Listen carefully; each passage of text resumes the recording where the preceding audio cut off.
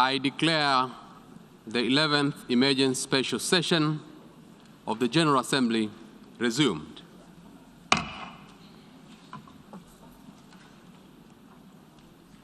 Before proceeding further, I would like to remind members that due to temporary closure of the east side emergency doors, in the event of a fire or an emergency which requires an evacuation, please use the west side emergency doors and the stairway next to the elevator banks. Those in the third and the fourth balconies, please use the stairway next to the elevator banks. Members will recall that in paragraph 14 of its resolution ES-11/2 of 24th March 2022, the Assembly decided, and I quote, to adjourn the 11th Emergency Special Session of the General Assembly temporarily and to authorize the President of the General Assembly to resume its meetings upon request from the Member States, end of quote. In this regard, I should like to draw the attention of the delegation to the document A/ES-11/6, which contains a joint letter dated 5th April 2022 from the permanent representatives of Antigua and Barbuda, Canada, Colombia, Costa Rica, Georgia, Japan, Liberia, the Republic of Moldova, Ukraine, the United Kingdom, and the United States, and the head of delegation of the European Union to the United Nations, addressed to the President of the General Assembly, requesting the resumption of the 11th Emergency Special Session of the General Assembly. I intend to conduct the proceedings of this meeting in accordance with the rules of the procedure of the General Assembly and the past practices of its emergency special sessions. The Assembly will now resume its consideration of Agenda Item 5, entitled Letter dated 28 February 2014 from the Permanent Representative of Ukraine to the United Nations, addressed to the President of the Security Council, document S/2014/136, to take action on the draft resolution issued as a document A/ES-11/L4. I now give the floor to the distinguished representative of Ukraine to introduce draft resolution A/ES-11/L4.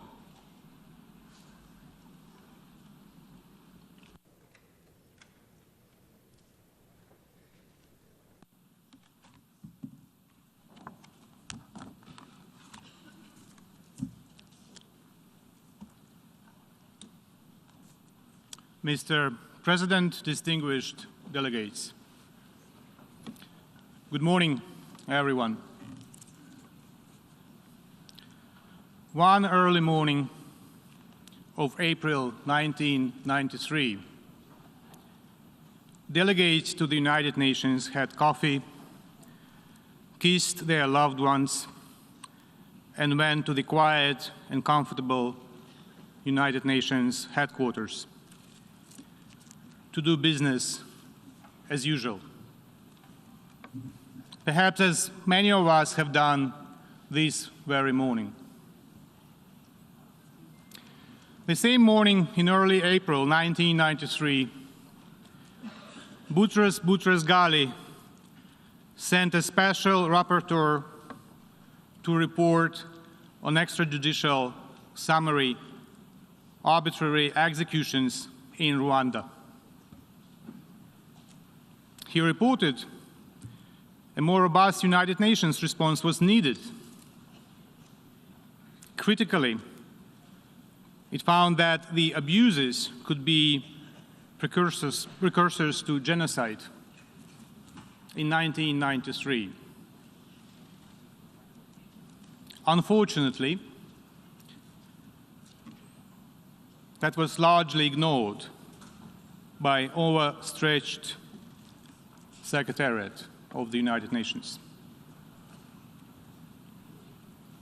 In early April, once again in April, in 1994, in the comfort of the United Nations headquarters, the Security Council received letters in which the Rwandan Patriotic Front reminded member states that, I quote, "When the institution of the United Nations was created after the Second World War, one of its fundamental objectives was to see to it that what happened to the Jews in Nazi Germany would never happen again."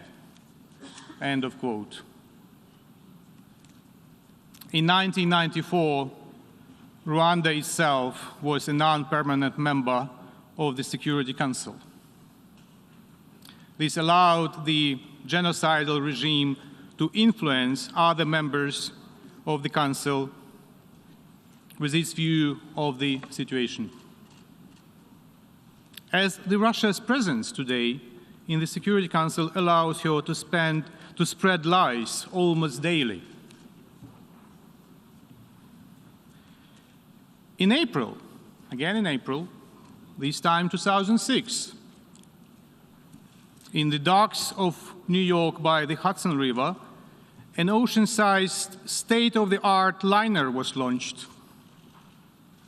This magnificent liner was then docked on the shores of Lake Geneva. Beautiful as it is, far from being an ocean. We named this liner the Human Rights Council. The adoption of Resolution 60/251 was a culmination of 5 months of consultations and negotiations facilitated by President of the Assembly, Jan Eliasson, and Ambassador Arias of Panama and Ambassador Kumalo of South Africa. Let me remind you the words of Mr. Jan Eliasson, the President of the 60th session of the UN General Assembly, before the adoption of the resolution. He said, and I quote, we have now reached a decisive moment, both for the promotion and protection of human rights and for effective multilateralism and the standing of the United Nations as a whole. As our leaders acknowledged in September 2005, the 3 pillars of the United Nations, development, peace and security, and human rights, are interlinked and mutually reinforcing. End of quote. Now the world has come to a crucial juncture. We witness that our liner is going through treacherous fogs towards deadly icebergs. It might seem that we should have named it the Titanic instead of the Human Rights Council. If not, we need to take an action today to save the Council from sinking. The composition of the Human Rights Council is as diverse as the world map, as this Assembly is. But this Council, unlike the Assembly, has been established for a specific purpose to promote and protect human rights around the world. And we are in a unique situation now when on the territory of another sovereign state, a member of the Human Rights Council commits horrific human rights violations and abuses that could be equated to war crimes and crimes against humanity. Bucha and dozens of other Ukrainian cities and villages where thousands of peaceful residents have been killed, tortured, raped, abducted, and robbed by the Russian army serve as an example of how dramatically far the Russian Federation has gone from its initial declarations in the human rights domain. That is why this case is unique, and today's response is obvious and self-explanatory. Let me offer you another quote. Our topmost priority is to ensure all human rights and freedoms in their entirety, including political and civil rights, and decent socio-economic and environmental living standards. I believe that these questions are not an internal matter of states, but rather their obligations under the UN Charter, the international covenants and conventions. We want to see this approach become a universal norm. End of quote. It is hard to believe that the above quotation belongs to the President of the Russian Federation. Another president, however, and other times. It was said by President Yeltsin in 1992 in his statement at the UN Security Council. We can only regret that the democratic aspirations of the peoples of Russia in early 90s have by Putin's regime been incrementally turned to their opposite. Aggression, hatred, and Soviet-style thinking and reflections, including in the area of human rights and fundamental freedoms. And now we hear completely different statements here in the United Nations from the Russian Federation. This week alone, we hear from the Russian ambassador that there is a warfare in Ukraine and civilians are killed in war. It's being said as a matter of fact this Monday, in cold blood and as an absolute normal course of action, also known as quote-unquote special operation. Shall we agree with the describing of killings as something normal? The only healthy answer should be no, in order to contribute to the maintenance of the UN's health and the health of its human rights mechanism. All of you received the Russian diplomatic note yesterday, in which our collective effort to preserve the credibility of the Human Rights Council was considered as an approach to preserve the, I quote, domination and total control in the world, end of quote, and human rights neo-colonial policy in international affairs.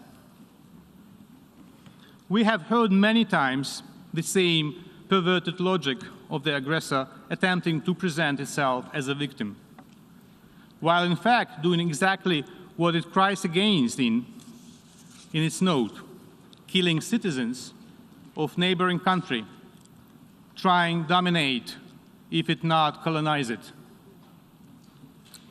In reply to that, we call on Russia, when its rights of membership in the Human Rights Council are suspended, to return to responsible behavior by implementing the decisions of this Assembly and of Human Rights Council. If Russia expulses itself from the Council, it would be its own choice, and there will be no need to blame others. Suspension of the rights of membership of the Russian Federation in the Human Rights Council is not an option, but a duty.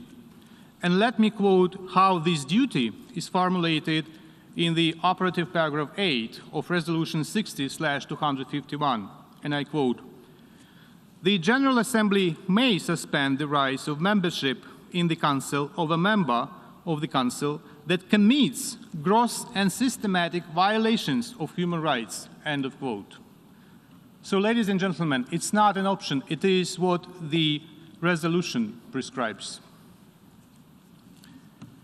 We view voting to suspend a state's Human Rights Council rights as a rare and extraordinary action. However, Russia's actions are beyond the pale.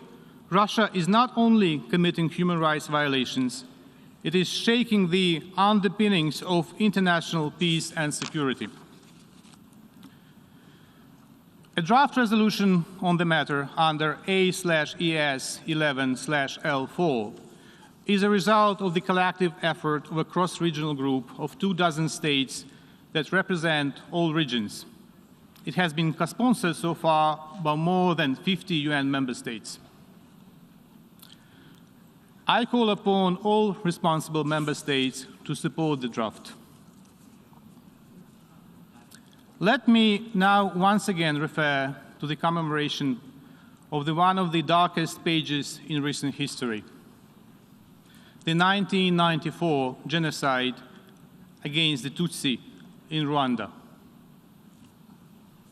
On this day of grievances and bearing its own tragedy of thousands of Ukrainians killed by the Russian invaders, Ukraine stands together with Rwanda and calls to reaffirm our pledge to never forget and to never allow the recurrence of genocide, which was a result of the international community's indifference.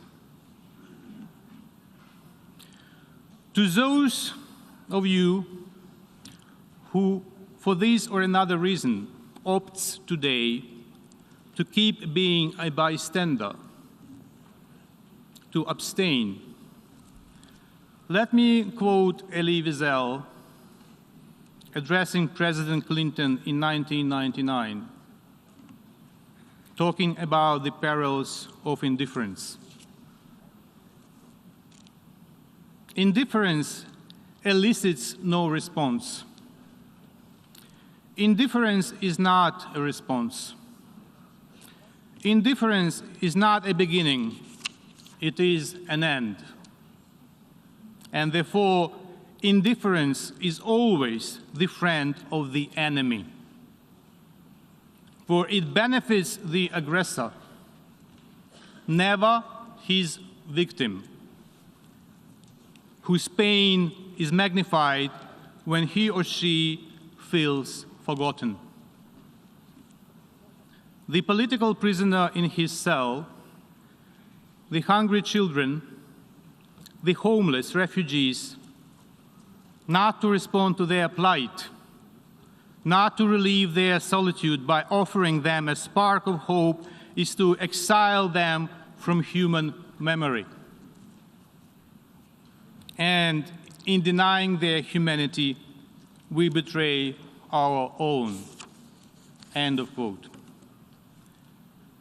The genocide in Rwanda was largely due to the indifference of the world's community. When the UN did not respond to warnings in the UN Security Council and in General Assembly a year before the tragedy that we commemorate exactly on this day, on the 7th of April. Today, in the case of Ukraine, it's not even a year, because the tragedy is unfolding right now before our eyes. In a couple of minutes, you will have a chance to prove that you are not an indifferent bystander. All you need to do is to press the yes button and to save the Human Rights Council and many lives around the world and in Ukraine. On the other hand, pressing no means pulling a trigger and means a red dot on the screen. Red as the blood of the innocent lives lost. And this image of the red bloody dots on this screen will stay with you and all of us as long as memory does not fail us. Think about it. Thank you.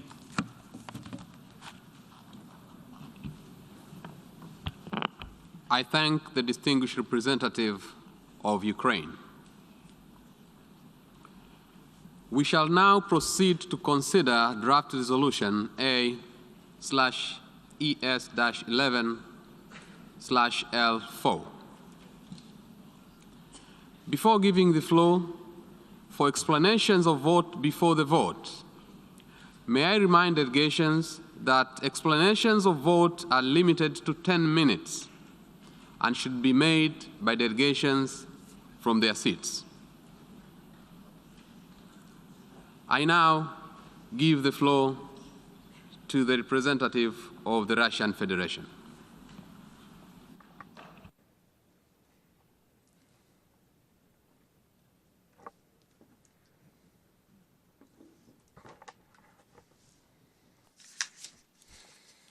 Благодарю вас, господин председатель. Thank you, Mr. President. Сейчас не время и не место для Today is театрального not the пафоса time or и the place for патетики в theatrics стиле представителей or Украины. these Поэтому я kinds of выступлю по существу. extremely Рассматриваемый сегодня проект theatrical резолюции по факту performances like не the имеет one ничего presented общего by с Ukraine. положением в области In прав fact, человека. the draft resolution we're considering today has no relationship to the Я actual повторю human rights situation слова нашей ноты, on the ground. на I would которые like сослался to посол repeat, Кислицын. quote our note, То, что мы which видим сегодня, which это the попытка ambassador США mentioned. сохранить What we're seeing today is an свое attempt by the доминирующее United положение и States to тотальный maintain its контроль, dominant position and total продолжить control, линию на правозащитный to колониализм международных continue отношений. its attempt at human rights colonialism in Часть international государств уже relations. пребывает в статусе подчиненных. Part Тех of же, the member кто states are способен и already желает проводить subordinates. независимую Those внешнюю who политику, wish to пытаются вытеснить conduct на an периферии independent международной жизни. foreign policy are there's an attempt to Сегодня kind мы of видим, move them как to the усиливание periphery of небольшой international группы relations. стран Today we're правозащитная seeing how архитектура through дала the efforts огромную of a small трещину. group of states, the И эта human rights архитектура architecture выстраивалась десятилетиями кропотливой работы. There's a Напомню, crack that's официальный appeared in представитель that Генсекретаря architecture, ООН and it was охарактеризовал decades возможное in the making. исключение And the России из состава СПЧ Secretary General как опасный прецедент. stated that the possible exclusion of Russian Federation from the Как Human Rights показывает Council практика, could be a dangerous precedent. западные And подходы as practices по show, решению острых Western правозащитных approaches проблем в in отдельных dealing странах with не acute human увенчались rights успехом. problems in certain countries have not really been Ни один successful. конфликт не был Not a single урегулирован, conflict was а лишь resolved. усугубился. It was only Во exacerbated. многом этому способствовало активное задействование излюбленного западными странами инструментария в виде диктатов, санкций и военного вмешательства. Россия же на протяжении всего своего членства в Комиссии и в Совете ООН по правам человека последовательно отстаивала принцип равноправного и взаимоуважительного сотрудничества государств в качестве главной основы функционирования правозащитной системы. Нашим приоритетом всегда было укрепление конструктивного диалога, вовлечение всех заинтересованных сторон в процесс коллективной выработки и принятия решений в области поощрения и защиты прав человека. Мы отвергаем лживые инсинуации в наш адрес на основе сфабрикованных материалов, постановочных кадров и тиражируемых фейков. Господин председатель, учитывая вышеизложенное, мы ставим проект резолюции на голосование и призываем всех присутствующих еще раз внимательным образом обдумать свое решение и проголосовать против попытки западных стран и их союзников разрушить существующую правозащитную архитектуру. Я благодарю вас. I thank the distinguished representative of the Russian Federation. I will now give the floor to the distinguished representative of Kazakhstan. The Chair, Kazakhstan closely follows the situation in Ukraine with particular concern and expresses its condolences to the families of those who were killed and wish speedy recovery for those injured during hostilities. We call on all the parties to speedily terminate hostilities and to search for compromises aimed at establishing peace. We also adhere to the position that there is no alternative to a peaceful solution on the problem based on the principles of international law and the UN Charter.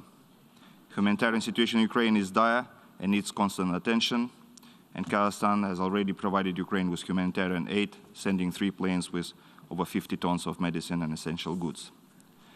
Regarding the draft resolution on the suspension of the rights of membership of the Russian Federation in the Human Rights Council, we would like to note the following. First of all, in our opinion, the adoption of this resolution will not contribute to the settlement of the conflict. At the moment, it is extremely important not to undermine the negotiation process. In the current situation, it is necessary for all of us to use diplomatic efforts at all international forums, including Human Rights Council, in order to find ways to resolve the problem as soon as possible. Secondly, according to the paragraph 8 of the resolution on the establishment of Human Rights Council, membership of the Council can be suspended in case of gross and systematic violation of human rights. To establish that case, we need to have results of a transparent, unbiased, and professional investigation. In this regard, we believe that the consideration of today's resolution in the General Assembly must be preceded by a comprehensive investigation of human rights violation in Ukraine, carried out under the framework of relevant international mechanisms. We believe that only after receiving concrete conclusions and reliable information, the General Assembly may consider this issue. In the light of the above mentioned, today we will have to vote against this draft resolution. Thank you.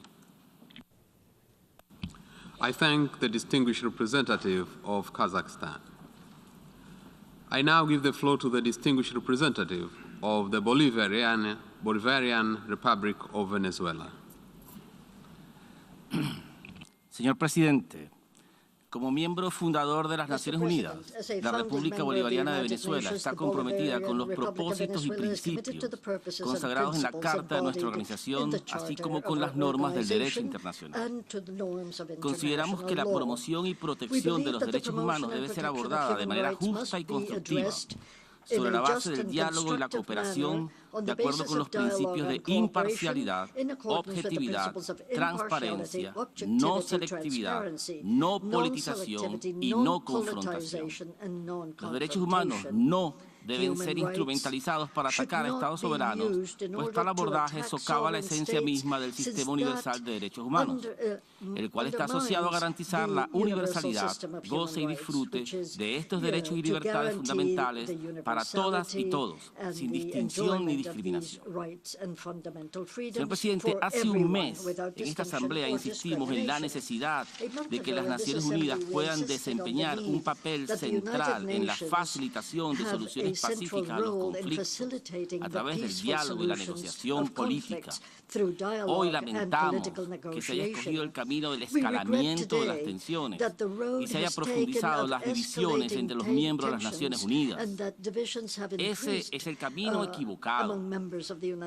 Alertamos al mundo sobre el peligro real y claro de que la actual situación en la región de Europa del Este se prolongue en el tiempo, generando consecuencias que tardarán generaciones para ser superadas.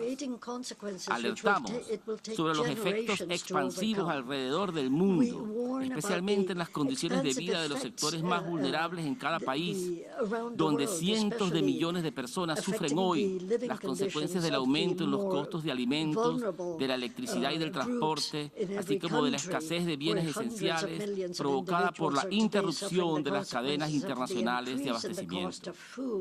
Alertamos también sobre el inicio de una nueva carrera armamentista que amenaza con desviar hacia la guerra recursos que deben ser utilizados para el desarrollo y la lucha contra la pobreza. El panorama es terrible, pero el mundo se enfrenta a un peligro aún mayor. Vemos con alarma fuerzas que alientan un choque de bloques con la falsa ilusión de una victoria unipolar definitiva. Un choque que provocará un conflicto mundial entre potencias nucleares que destruirá la humanidad tal y como la conocemos hoy. Es nuestra obligación reducir las tensiones y fortalecer todas las opciones que permitan la regulación de conflictos y su solución pacífica. Señor Presidente, lamentablemente, el proyecto de resolución presentado hoy es un ejemplo de politización de los derechos humanos para avanzar agendas nacionales e intereses geopolíticos. El proyecto trata de expulsar del sistema de derechos humanos a la Federación de Rusia, un país que es parte imprescindible, queramos o no, parte imprescindible en la solución de la crisis de la región de Europa del Este. Sin la Federación Rusa no hay acuerdo de paz posible en Europa. La paz sin Rusia es un espejismo ideológico, una alucinación de los que creen que ha llegado el momento de lograr la victoria definitiva de una potencia unipolar. Esa es una ideología contraria a la paz internacional. Si esta resolución es aprobada, afectará las actuales negociaciones que se llevan a cabo entre las partes y nos empujará deliberadamente a una fase más aguda del conflicto, una fase más larga y difícil de resolver. Señor Presidente, otro resultado inmediato de la aprobación de la resolución será la fractura histórica del mejor instrumento creado para defender los derechos humanos en el mundo, como es el Consejo de Derechos Humanos. Una vez perdidos los equilibrios existentes, se afectará su credibilidad, su función y su mandato. Estaremos creando una crisis sistémica de confianza que terminaría por afectar a las Naciones Unidas como organización universal capaz de gestionar crisis regionales y mundiales y de trabajar como un verdadero instrumento para la paz. Señor Presidente, por todo lo anterior, la República de Venezuela rechaza categóricamente los intentos por suspender a la Federación de Rusia como miembro electo del Consejo de Derechos Humanos y hace un llamado a los miembros responsables de la comunidad internacional a votar en contra de la resolución. Muchas gracias. I thank the distinguished representative of Bolivarian Republic of Venezuela.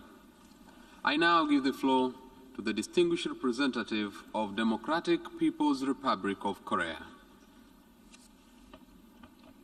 President, my delegation expressed deep concern to current development of political situation in Ukraine.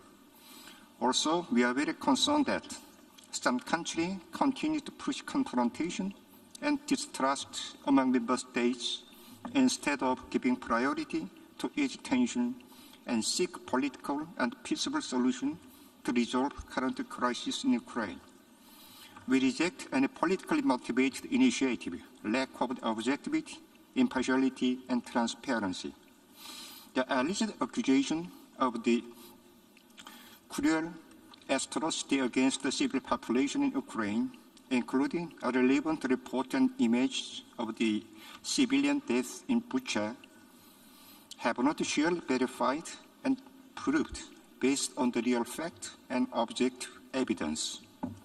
Prior to considering the draft resolution before us, the independent investigation must be made, and for this, sufficient time and efforts are required. However, some member states are acting and moving very recklessly for their political goals by submitting such draft resolution. Such political and unilateral action do not help to solve the problem at all. We take note of the efforts of the Russian Federation to address the humanitarian situation in and around Ukraine. Draft resolution is nothing but another example of the product of the political confrontation aiming at tarnishing one member state at the UN stage. For this reason, my delegation against draft resolutions contain document A/ES-11/L4. I thank you, President. I thank the distinguished representative of Democratic People's Republic of Korea. I now give the floor to the distinguished representative of the Islamic Republic of Iran.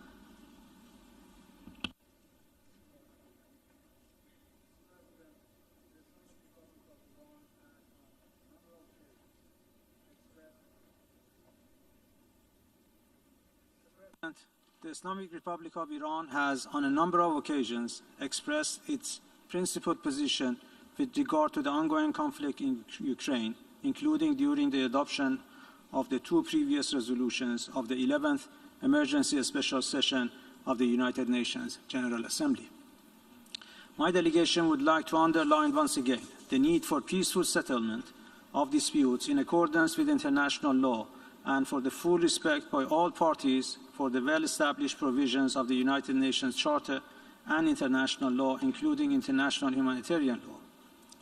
We emphasize that sovereignty and territorial integrity of all states must be fully respected and the safety and security of all civilians must be guaranteed.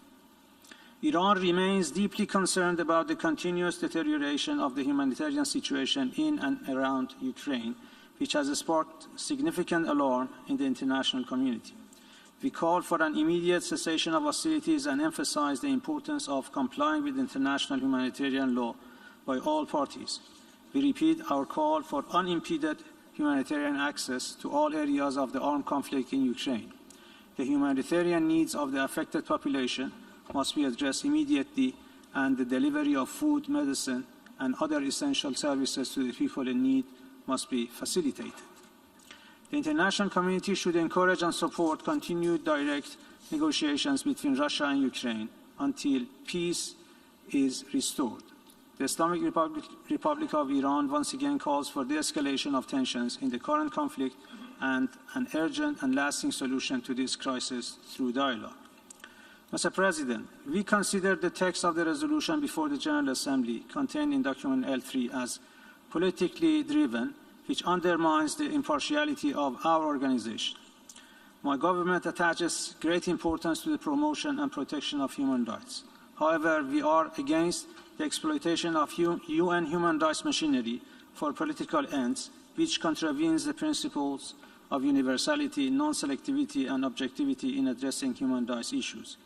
We have always maintained that human rights should not be undermined by short-sighted political considerations. We stress that the work of the Human Rights Council should be performed in a non-confrontational and non-politicized manner, and membership in this body should not be politicized. We would like to reiterate our position on the centrality of the principles of objectivity, dialogue, and cooperation towards the protection and promotion of all human rights based on a non-selective and non-politicized approach. We are of the view that the exploitation of paragraph 8 of UN General Assembly Resolution 60/251 deepens confrontation and attenuates constructive dialogue between countries. For the above-mentioned reasons, my delegation will vote against the draft resolution contained in document L4. I thank you, Mr. President. I thank the distinguished representative of the Islamic Republic of Iran. I now give the floor to the distinguished representative of the Syrian Arab Republic.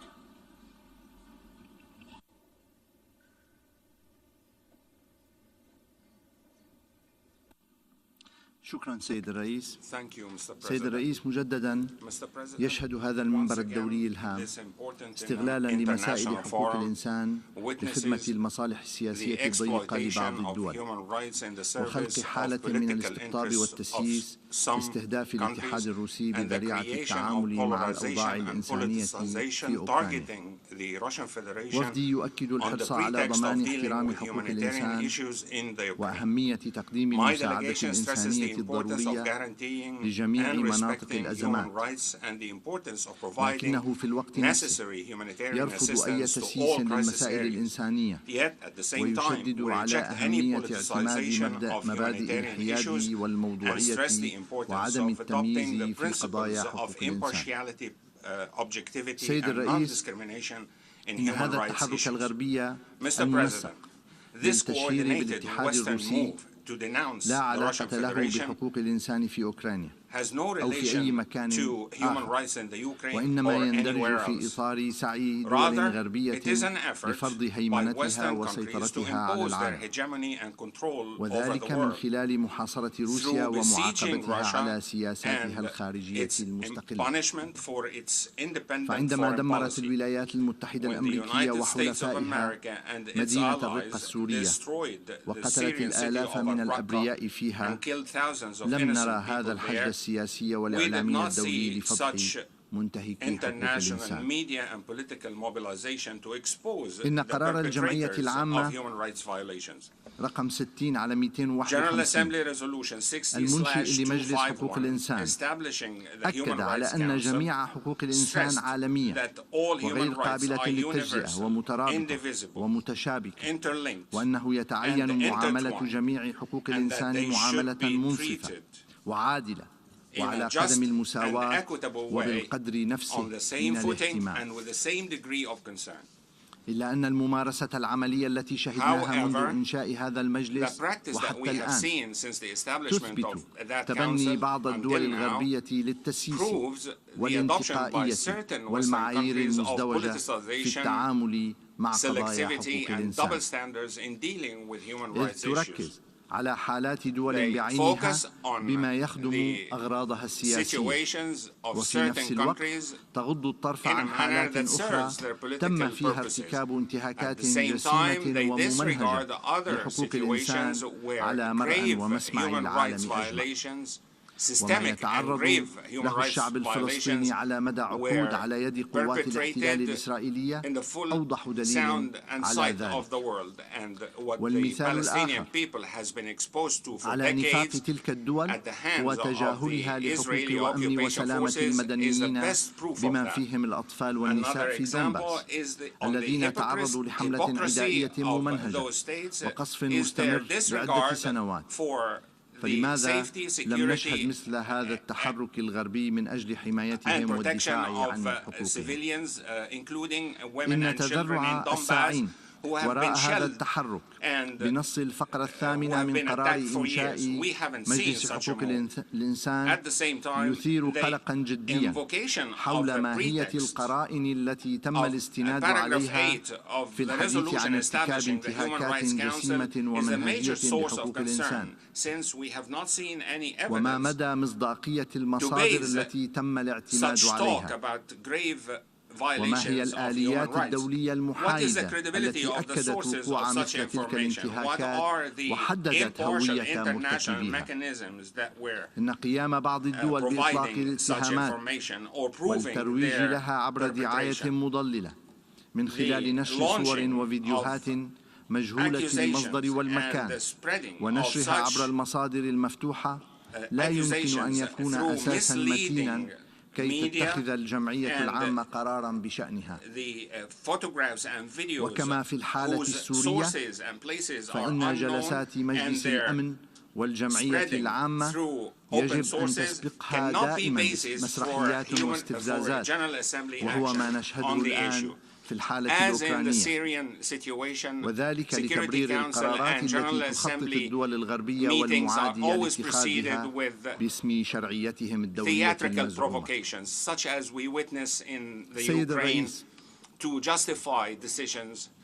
إن مشروع القرار المعروض أمامنا اليوم ينطوي على حالة خطيرة من العدائية ومثال واضح على انتهاج سياسة الإقصاء التي لطالما حذرت منها بلادي. فتعليق عضوية الاتحاد الروسي في مجلس حقوق الإنسان سيكون له تأثير سلبي على حالة التوازن فيه وعلى عالميته وفاعلية دوره، إذ أن هذا التعليق سيعزز هيمنة مجموعة من الدول الغربية على هذا الجهاز الهام وفرض رؤيتها ومعاييرها في مجال حقوق الإنسان واستخدامها كأداة للضغط السياسي واستهداف دول بعينها. وإذا كنا أكثر صراحة وشفافية فإننا نرى في مثل هذه الممارسات تهديدا لوجود منظومة الأمم المتحدة ذاتها. بناء عليه وانطلاقا من موقفه الثابت والراسخ في رفض جميع محاولات تسييس حقوق الإنسان والتلاعب بها، سيصوت وفدي ضد مشروع القرار قيد النظر ويحث الوفود الأخرى على التنبه لمخاطر الانجرار وراء مساعي الصدام والعزل والاستعداء، ويدعو إلى رفض سياسة المعايير المزدوجة والنأي بمواضيع حقوق الإنسان عن أي اعتبارات سياسية. وإذا أرادت دولنا استمرار وبقاء الأمم المتحدة فعلينا جميعا أن نقول لا لمثل هذه القرارات. شكرا السيد الرئيس. I thank the distinguished representative of the Syrian Arab Republic. I now give the floor to the distinguished representative of Cuba. Señor Presidente, Cuba ha abogado y trabajado siempre por un Consejo de Derechos Humanos capaz de enfrentar los complejos retos que tiene la comunidad internacional en esta materia, de los que ningún país está exento. No country is exempt. Defendemos la We objetividad, defend imparcialidad the y objectivity, transparencia en las labores de impartiality, ese and órgano transparency in the y que sus work of that procedimientos body. y mecanismos Its trabajen procedures and sobre la base de mechanisms should información work on veraz the basis y of contrastada. true El information. uso de la cláusula de suspensión de la membresía del Consejo en modo alguno favorecerá la búsqueda de una solución pacífica, negociada y duradera al conflicto en Ucrania, y mucho menos ayudará a fomentar el clima de cooperación, diálogo y entendimiento que debe primar al abordarse la cuestión de los derechos humanos. Es irrespetuoso, además, que a tan solo unos días de concluir un periodo ordinario de sesiones del Consejo de Derechos Humanos, ni siquiera se le haya dado la oportunidad a ese órgano de pronunciarse al respecto. Señor Presidente, desde que se inició el proceso de negociaciones sobre la construcción del nuevo Consejo que sucedería a la Comisión de Derechos Humanos, Cuba se opuso a la cláusula de suspensión de la membresía debido al serio riesgo de que la misma fuese utilizada por determinados países que privilegian el doble rasero, la selectividad y la politización de los temas de derechos humanos. Esa cláusula puede ser activada con el apoyo de apenas 2/3 de los presentes y votantes. Por tanto, las abstenciones no cuentan y ni siquiera se establece un mínimo requerido de votos para que se apruebe la suspensión. Para ser electo miembro del Consejo de Derechos Humanos, un país necesita obtener como mínimo en votación secreta el apoyo de la mayoría de los miembros de la ONU, es decir, al menos 97 votos.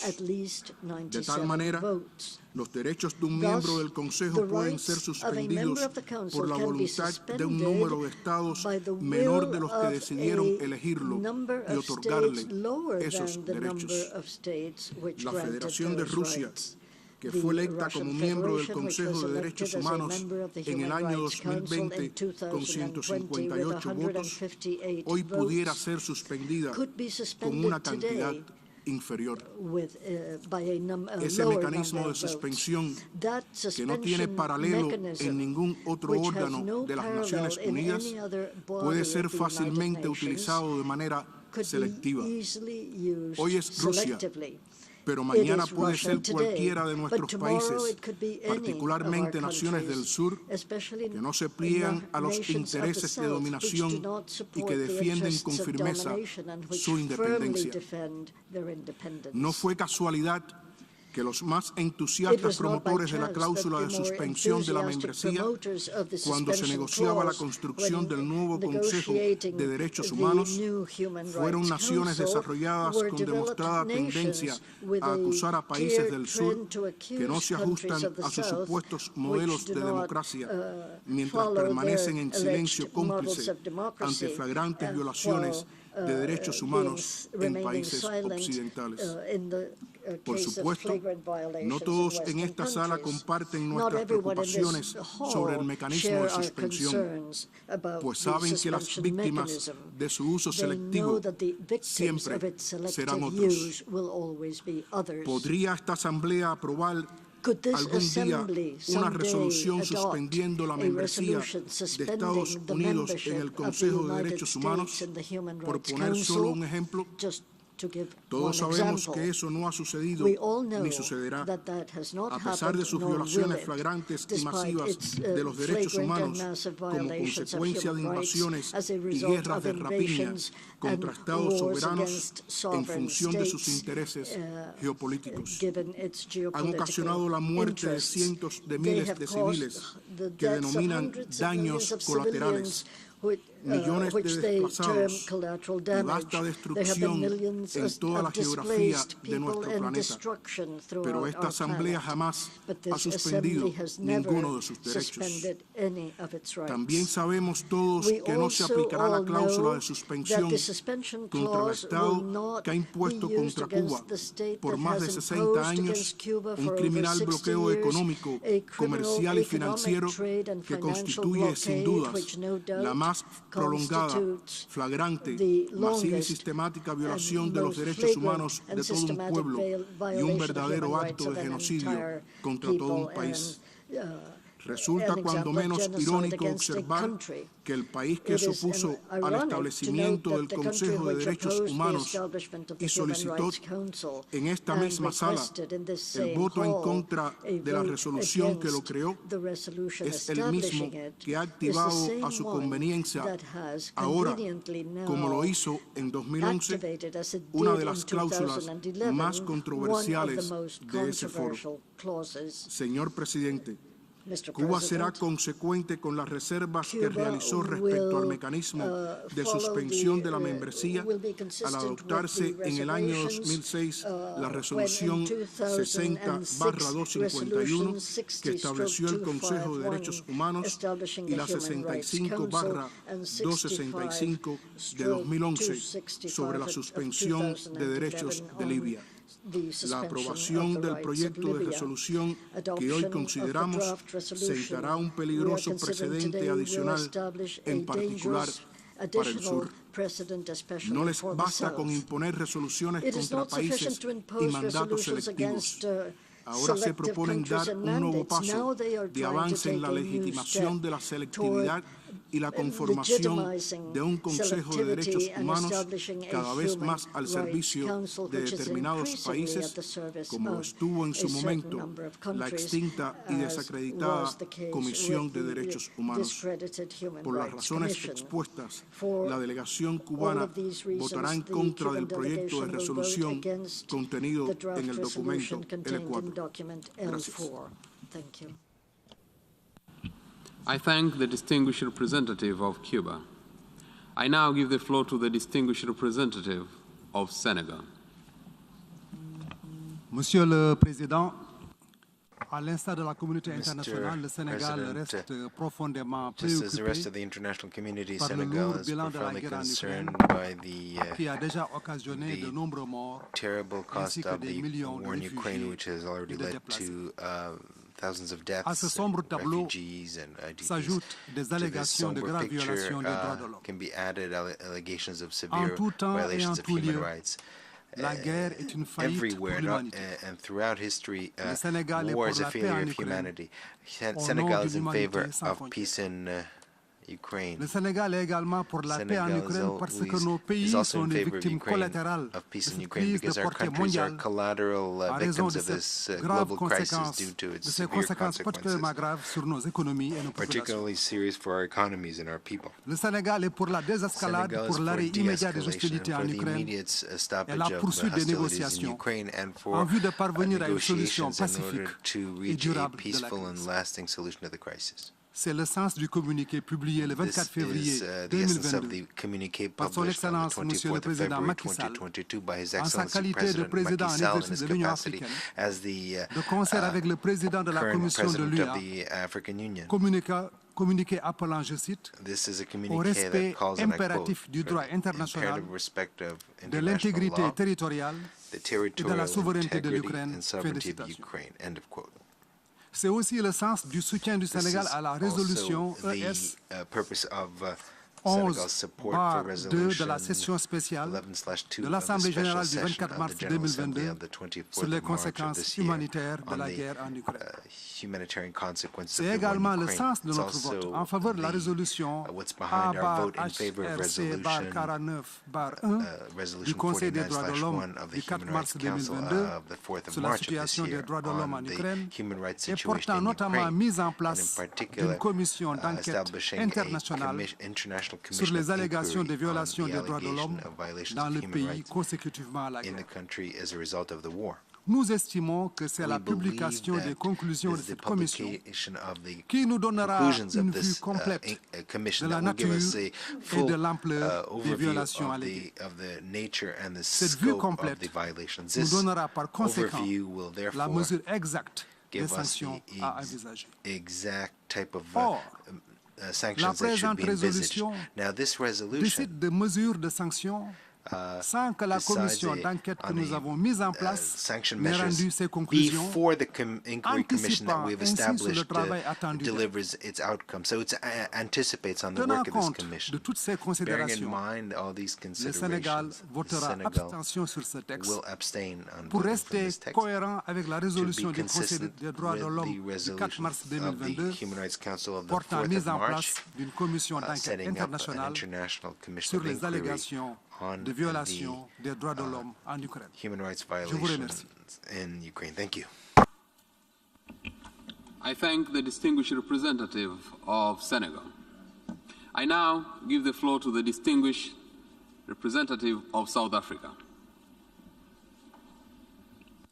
Mr. President, South Africa is deeply concerned about the continuing conflict in Ukraine, the loss of lives, and the deteriorating humanitarian situation.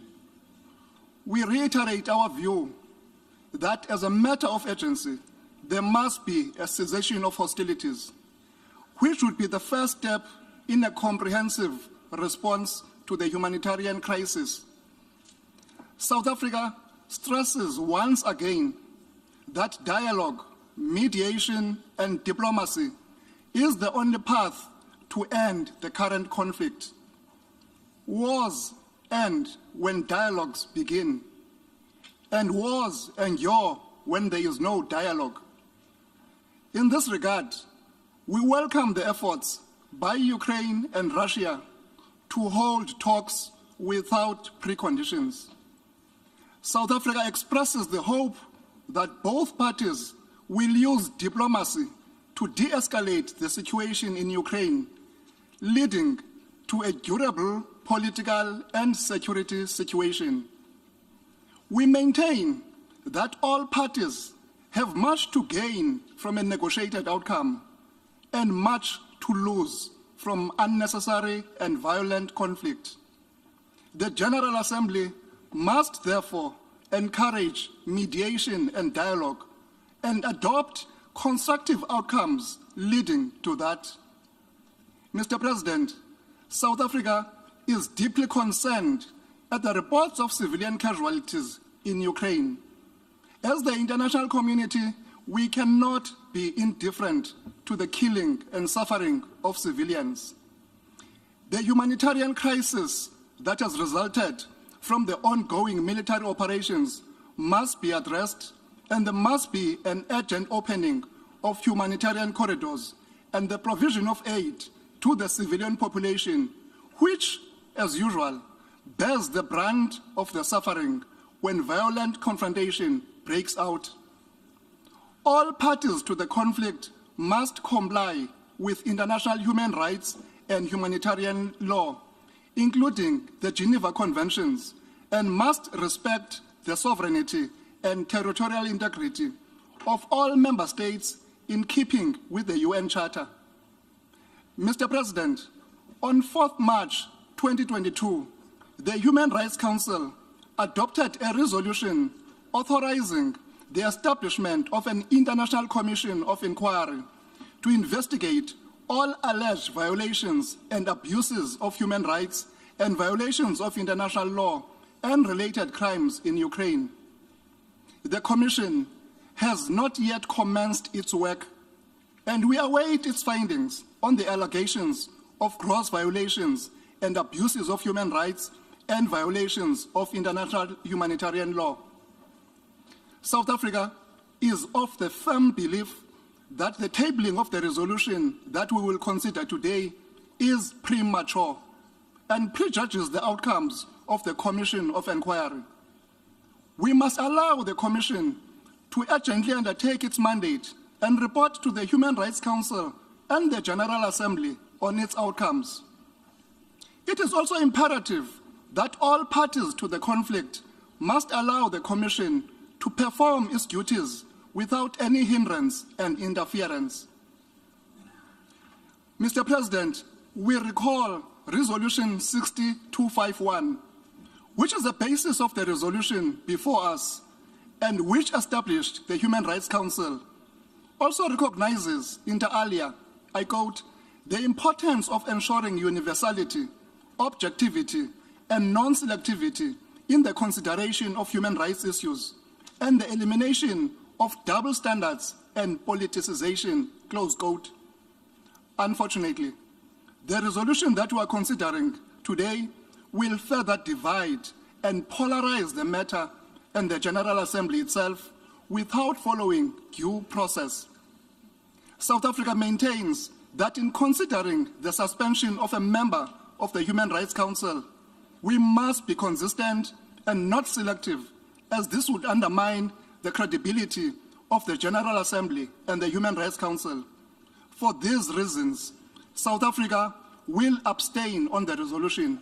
I thank you, Mr. President. I thank the distinguished representative of South Africa. I now give the floor to the distinguished representative of Egypt. سيد الرئيس Mr. President, مصر لا تنظر إلى مشروع القرار Egypt does not view the draft resolution before us as a resolution related to the situation in the Ukraine, the principle of non-use of force in relations amongst nations.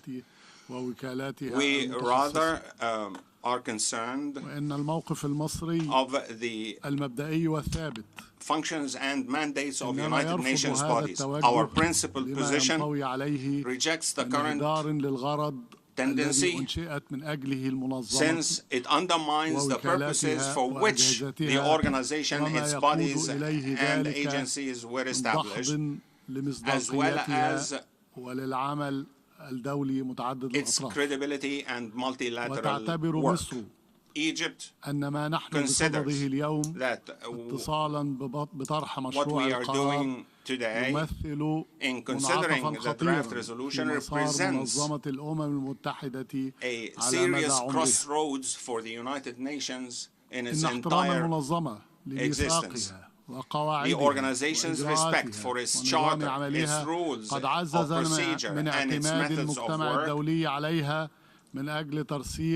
led the international community to rely on it in all international issues based on rules and regulations that are applied in the conduct of international relations with a view to preserving international peace and security that are in danger at this moment.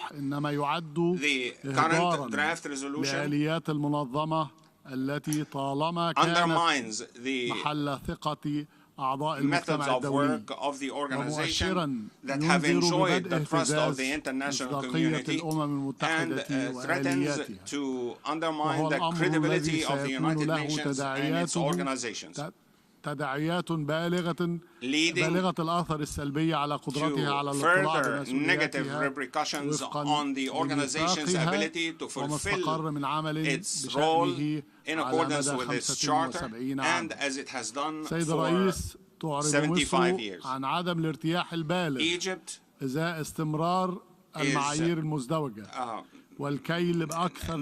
not feel comfortable with double standards تم الاكتفاء بقرارات أقل حسما وأكثر تساهلا إزاء انتهاكات حقوق الإنسان واضحة في ماض ليس بالبعيد. Such resolutions were not adopted in cases of human rights violations that are not so far back in time. We are concerned with the violations of human rights and the obligations of all states in this regard, and we believe that such serious violations should be dealt with decisively in accordance with the United Nations rules and procedures in an adequate manner. On all of this, Egypt does not believe that the draft resolution is being proposed at the right moment, and we warn of it. Thank you. I thank the distinguished representative of Egypt. I now give the floor to the distinguished representative of Brazil.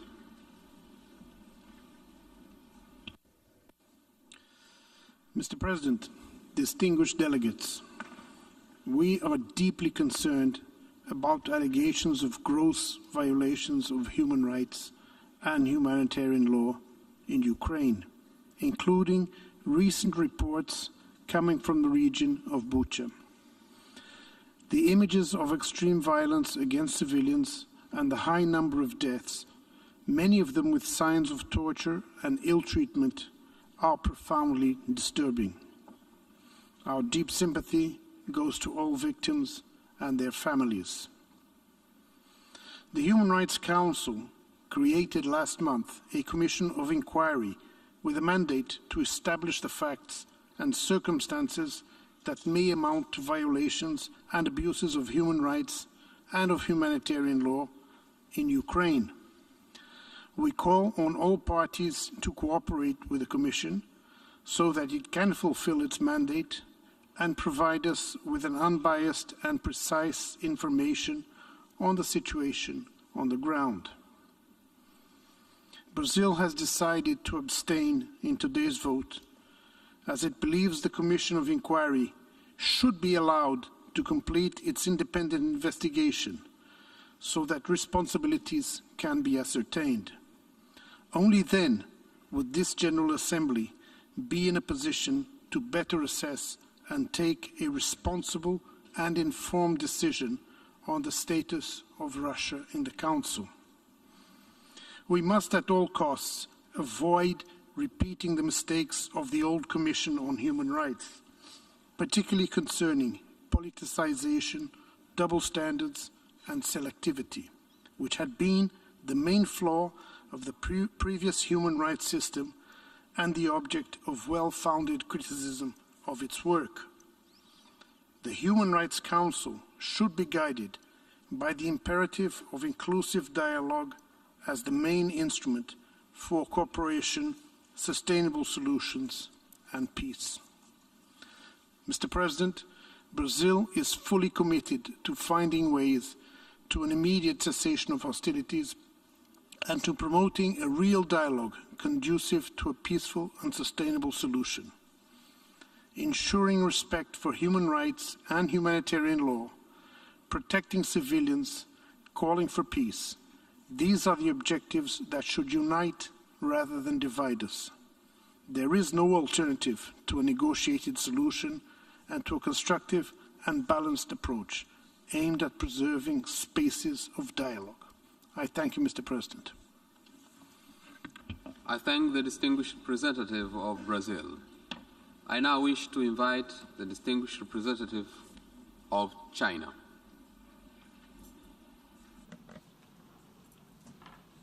Thank you, Mr. President. Mr. President, 在乌克兰问题上， on the Ukraine issue, 中方始终 China 主张， always believes that 包 the 括乌克兰在内的各国 sovereignty 主 and 权和领 territorial 土完 integrity 整 of all countries, 都应得到尊 including 重。 Ukraine, should be respected. 联合国宪 That 章 the 宗旨和 purposes 原 and 则 principles of the 都 UN 应得到 Charter 遵守 should，be upheld. 各国合 That 理 the 安全 legitimate 关切 security 都 concerns 应 of 得 all 到重 countries 视， should be taken 一 seriously. 切有利于 And that 和 all 平解决 efforts 危机的 conducive to 努 a 力 peaceful 都 settlement 应 of 得 the 到 crisis should 支 be 持。 supported. 推动早日停火止战 Putting an early end to the 是国际 fight 社会的 is the 迫切 urgent 期待， expectation of 也 the 是中 international 方的 community. 努力 It 方 is 向。 also what China is 中 striving 方 for. 支持一切 China 有利于 supports all 缓解乌克兰 initiatives 人 and 道危机 measures 的倡 that 议 will help 和 ease 举 the 措， humanitarian crisis 呼 in 吁当 Ukraine. 事方 We call on 尊 the 重 parties 国际人道 concerned to 法， respect 采 international 取切实 humanitarian 行 law 动， and 保 take 护 concrete 平民安 actions to 全， ensure the safety of 保障 civilians 妇女、 and 儿 protect the 童 basic 等 rights 弱 and 势群体 humanitarian 的 needs 基 of 本 women, 权利 children, and 和 other 人道 vulnerable 需求。 groups. 有关不 The 恰当 reports 平 and 民死 images 亡的 of 报道和 civilian 画 deaths 面 in Bucha 令人不安。 are disturbing. 事件的 The 相关情 relevant 况和具体 circumstances 原 and 因 specific 必须 causes 查 of 清， incident must be 任 verified 何指 and 控 established. 都应基 Any 于事 accusations 实。 should be based on 结 facts. 论得出之前， Before a full 各 picture 方 is 应 clear, 保 all 持 sides 克 should 制， exercise 避 restraint 免无 and 端指 avoid 责。 unfounded accusations. 主席先生， Mr. President, 对话谈判是解决乌克兰危机的唯一出路。中方始终主张国际社会应该保持理性，加强团结，多做有利于对话谈判的事，推动政治解决，而不应设置障碍，增添阻力，更不应火上浇油，激化矛盾。我们遗憾地看到，冲突造成平民伤亡和大量人员流离失所。全方位、无差别、无底线的制裁，给疫后复苏带来严重负面影响，制造出新的复杂问题。逆转来之不易的发展成果，实现2030年可持续发展议程雪上加霜。各国，尤其是发展中国家民众，不得不承受飞涨的物价、油价、粮价等等。疫情之下的生活更加艰难，妇女、儿童的权益更难得到保障。发展中国家不是冲突当事方，却被卷入地缘政治竞争和大国博弈，这是不公平的。个别国家一边声称主张和平，一边热衷制造集团对抗，包括在亚太地区挑起紧张局势。这种自相矛盾、言行不一的做法非常危险，令人担忧，应该坚决抵制。主席先生，中方一贯主张在平等和相互尊重基础上，通过建设性对话与合作，促进和保障人权。同时，我们坚决反对将人权问题政治化、工具化，反对在人权问题上搞选择性、双重标准和对抗做法，反对借人权问题对别国施压。这也是关于设立人权理事会的联大第60251号决议的重要内容。摆在我们面前的这份决议草案，将剥夺一国在人权理事会的合法会员资格。对如此重大的事项，必须极为慎重，基于事实和真理。冷静、客观、理性的处理。然而，这份决议草案起草过程不公开、不透明，也没有按照惯例举行全体会员国磋商，广泛听取意见。在此情况下，急于在联大采取行动，逼迫各国选边站队，将加剧会员国分裂，激化当事方矛盾，火上浇油，不利于冲突的降级，更不利于推进和平谈判。用这样的方式处理人权理事会成员资格问题，将创造新的危险先例，进一步加剧人权领域的对抗，对联合国治理体系产生更大冲击，造成严重后果。基于上述，中方将对决议草案投反对票。中方呼吁各方相向而行，共同努力，为和平创造机会，为谈判开辟前景。中方将继续本着客观公正的立场，为此发挥负责任、建设性的作用。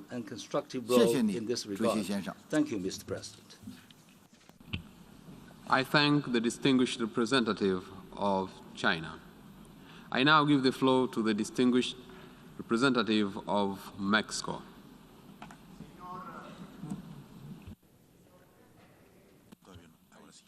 Señor presidente, México ha sido claro y contundente al condenar la invasión de Rusia sobre Ucrania por ser violatoria del derecho internacional, de la Carta de las Naciones Unidas y de los principios constitucionales de nuestra política exterior.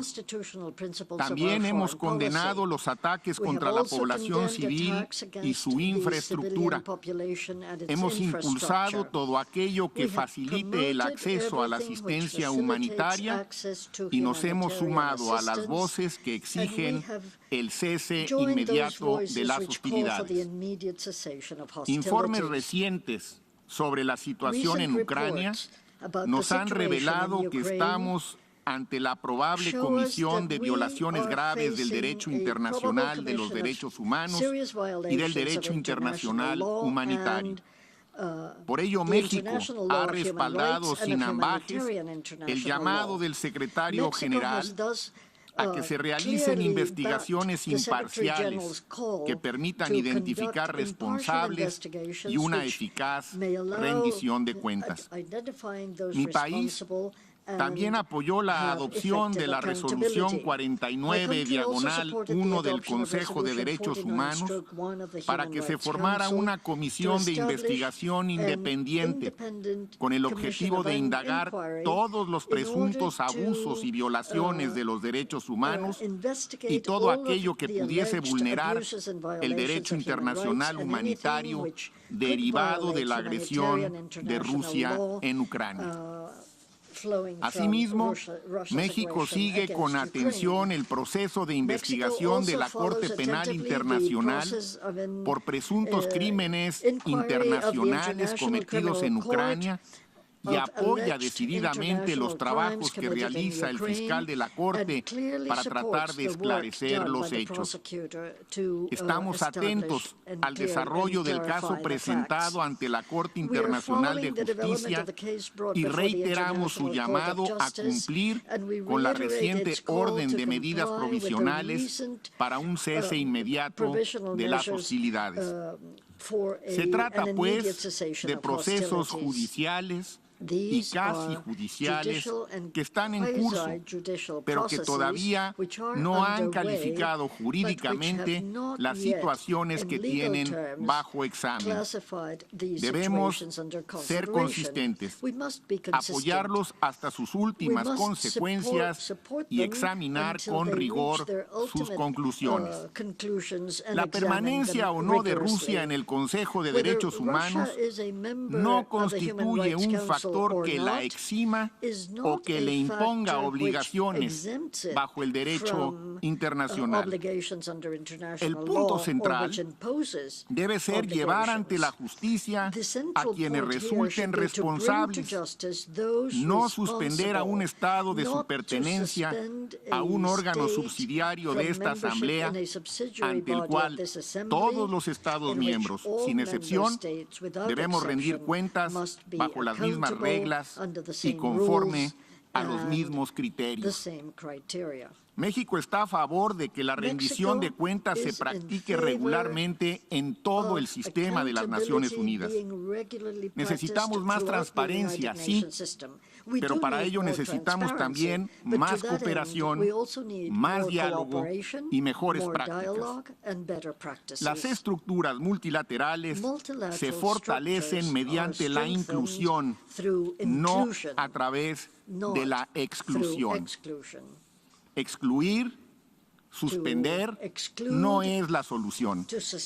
El multilateralismo habrá de fortalecerse en la medida en la que sea capaz de mantener su vocación incluyente. Las resoluciones previas de esta Asamblea que hemos suscrito con plena convicción condenan la invasión rusa, llaman a un cese inequívoco de las hostilidades, urgen el acceso irrestricto de la asistencia humanitaria y abogan por una solución diplomática del conflicto. México ha fijado su posición de manera explícita en torno a la agresión militar de Rusia sobre Ucrania a través de sus intervenciones en el Consejo de Seguridad y en esta Asamblea General, así como en los votos registrados en ambos órganos desde el inicio del conflicto. Por lo anteriormente expuesto, México se abstendrá de apoyar el proyecto de resolución que suspende a Rusia de sus derechos como integrantes del Consejo de Derechos Humanos. México tiene la convicción de que aún en medio de la guerra deben mantenerse todos los canales de diálogo con las autoridades de la Federación de Rusia, no solo para que cooperen con el conjunto de mecanismos que integran el Sistema Universal de Protección de los Derechos Humanos, sino para insistir en la urgente necesidad de encontrar en el diálogo la solución diplomática que restaure la paz en Ucrania. Muchas gracias, presidente. I thank the distinguished representative of Mexico. I now give the floor to the distinguished representative of Chile. Gracias, señor presidente. Thank you, Mr. Permítame iniciar mi intervención rendiendo homenaje a las víctimas de la brutal guerra que está teniendo lugar en Ucrania, ocasionada por una invasión que ha violado normas del derecho internacional humanitario y la Carta de Naciones Unidas. Las dramáticas imágenes de Bucha que llegaron a nuestros hogares el pasado fin de semana nos han conmovido. Chile reitera una vez más su condena a la invasión a Ucrania. La decisión que hoy se adoptará es una a la que mi país nunca hubiera querido llegar. Un país firme partidario del multilateralismo sostiene que las diferencias entre Estados deben resolverse dentro de los órganos competentes de acuerdo a las normas vigentes. El sistema multilateral es la casa de todos. Sin embargo, el ser miembro del Consejo de Derechos Humanos reviste una exigencia particular en cuanto a un compromiso y conducta coherentes de promoción y respeto a los derechos humanos en todo momento y en todo lugar. Así lo que hicieron los Estados miembros de esta Asamblea General al aprobar la resolución 60/251 en su párrafo 9, que dispone que los miembros elegidos al Consejo deberán aplicar las normas más estrictas en la promoción y protección de los derechos humanos. Esa misma resolución, en el párrafo 8, le encarga a esta Asamblea la responsabilidad de suspender a un Estado miembro del Consejo cuando éste no cumpla con dichas normas estrictas la promoción y protección de los derechos humanos. Nuestra responsabilidad es con los derechos humanos, no con un determinado país, no con Rusia, no con Ucrania, con los derechos humanos. En el caso de hoy, la suspensión de la membresía de la Federación Rusa del Consejo de Derechos Humanos revestirá la agravante de que se trata de un Estado responsable de violarlos en el territorio soberano de un tercer Estado, en este caso Ucrania, fruto de un acto de agresión y ocupación inaceptable desde cualquier ángulo del derecho internacional. Es por ello que nuestra delegación votará a favor del proyecto de resolución A/ES 11/L.4, que suspende la membresía de Rusia del Consejo de Derechos Humanos. Chile reitera nuevamente su llamado a todas las partes para que continúen las conversaciones e insta de nuevo a la resolución pacífica inmediata del conflicto entre la Federación Rusa y Ucrania mediante el diálogo político, las negociaciones, la mediación y otros medios pacíficos de conformidad con el derecho internacional. Muchas gracias, señor presidente. I thank the distinguished representative of Chile. I now give the floor to the distinguished representative of Belarus. Господин председатель, Беларусь выступает категорически против представленного проекта резолюции. Выдвижение проекта мотивировано исключительно политическими интересами, имеющими цель демонизации Российской Федерации и попытку ее изоляции в международных организациях. Такие идеи ведут к разбалансировке всей системы международного сотрудничества, которая основана на Уставе Организации Объединенных Наций, и к долгосрочным негативным последствиям вплоть до развала самой организации, самой ООН. По сути, сегодняшнее предложение об исключении России есть прямой вклад в уничтожение и самого Совета по правам человека, и в закрепление развала системы соблюдения прав человека под эгидой ООН, который уже выражается, особенно в последние несколько недель, настроений расизма, ксенофобии, других проявлений дискриминации по языковой, культурной, религиозной и иной принадлежности в западных странах. Необходимо заниматься не решением сиюминутных задач под влиянием эмоций, а думать, среди прочего, о перспективах урегулирования конфликтных ситуаций и постконфликтного мироустройства. Предлагаемое решение, как и другие аналогичные шаги, попытки ограничения участия России в международных организациях не только не внесут вклад в урегулирование ситуации на Украине, но скорее подвергнут дополнительному риску перспективы мирного переговорного процесса, у истоков которого, хочу напомнить, месяц назад стояла и Республика Беларусь, и лично ее президент Александр Лукашенко. Мы призываем задуматься об этом и проголосовать против представленного проекта резолюции. Благодарю вас за внимание.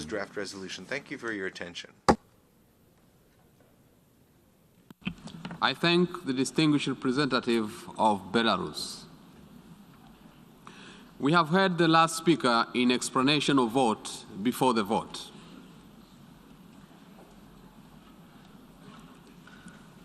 The Assembly will now take a decision on a draft resolution A/ES-11/L4 entitled Suspension of the Rights of the Membership of the Russian Federation in the Human Rights Council. Pursuant to Resolution 60/251 of 15 March 2006, the General Assembly, by a 2/3 majority of members present and voting, may suspend the rights of membership in the Council of a member of the Council that commits gross and systematic violation of human rights. For your information, the draft resolution has closed for e-sponsorship. I now give the floor to the representative of the Secretariat. Thank you, Mr. President. I should like to announce that since the submission of the draft resolution, and in addition to the delegations listed on the L document, the following countries have also become co-sponsors of A/ES-11/L4: Costa Rica, Guatemala, Myanmar, and San Marino. If any other countries wish to co-sponsor A/ES-11/L4, please signify by pressing the microphone button now.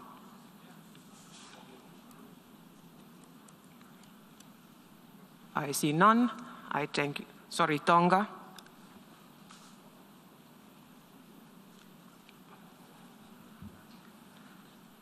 I thank you, Mr. President. I thank the representative of the Secretariat. A recorded vote has been requested. We shall now begin the voting process. Those in favor of draft resolution A/ES-11/L4, please signify. Those against, abstentions.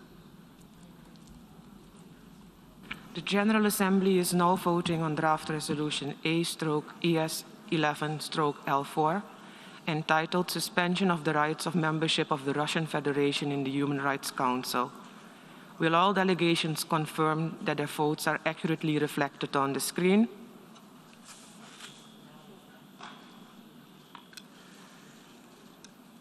The voting has been completed. Please lock the machine.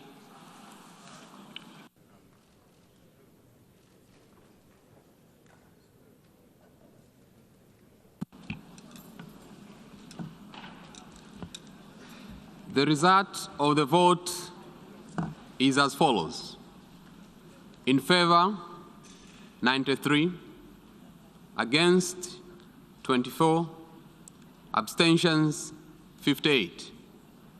Draft resolution A/ES-11/L4 is adopted.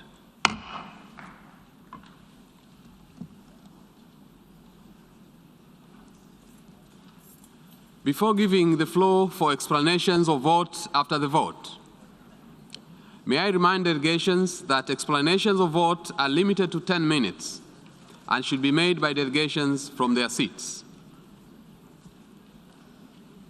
I now give the floor to the distinguished representative of India.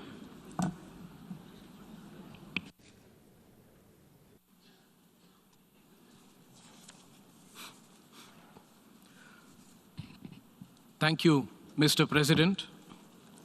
India has abstained on the resolution adopted in the General Assembly today. We do so for reasons of both substance and process. Since the inception of the Ukrainian conflict, India has stood for peace, dialogue, and diplomacy. We believe that no solution can be arrived at by shedding blood and at the cost of innocent lives. If India has chosen any side, it is the side of peace, and it is for an immediate end to violence. We continue to remain deeply concerned at the worsening situation and reiterate our call for end to all hostilities. When innocent human lives are at stake, diplomacy must prevail as the only viable option. Recent reports of civilian killings in Busha are deeply disturbing. We have unequivocally condemned these killings and support the call for an independent investigation. The impact of the crisis has also been felt beyond the region with increasing food and energy costs, especially for many developing countries. It is in our collective interest to work constructively, both inside the United Nations and outside, towards seeking an early resolution to the conflict. India has been at the forefront of protecting human rights, right from the drafting of the Universal Declaration of Human Rights. We firmly believe that all decisions should be taken fully respecting due process, as all our democratic polity and structures enjoin us to do so. This applies to international organizations as well, particularly the United Nations. I thank you, Mr. President. I thank the distinguished representative of India. I now give the floor to the distinguished representative of Timor-Leste. At the outset, I would like to thank you, Mr. President, for convening this session. Mr. President, the position we took today to vote in favor of this resolution before all of us is a manifestation of our strong solidarity with the people of Ukraine, especially the victims of this war who have been forced to shelter and have fled across the country's borders, as well as those who have lost their homes, their lives, their family members, and their own lives. Our thoughts and prayers go out to all of them and their families and friends. Mr. President, our vote today shows our clear position to uphold human rights values in all circumstances and in all cases, as the dark period of our own history has taught us enough on the high cost of being victims of war. We call for an effective ceasefire in Ukraine and urge conflict parties to continue the dialogue and negotiation to stop this war and avoid further potentially catastrophic escalation. We commend the efforts of those who have facilitated the peace talks between conflict parties and all for more diplomatic initiatives to help in finding a peaceful solution for all.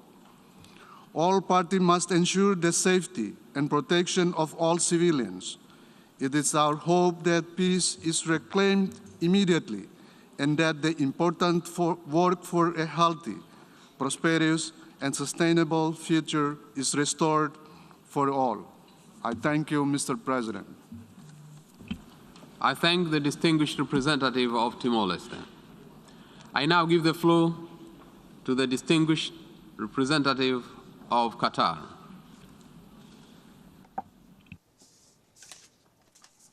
شكرا لكم السيد الرئيس. صوت وفد بلادي بالامتناع على مشروع القرار الذي اعتمد للتو في هذه الجلسة الاستثنائية الطارئة للجمعية العامة، وأود أن أدلي بالتالي لتوضيح موقف دولة قطر.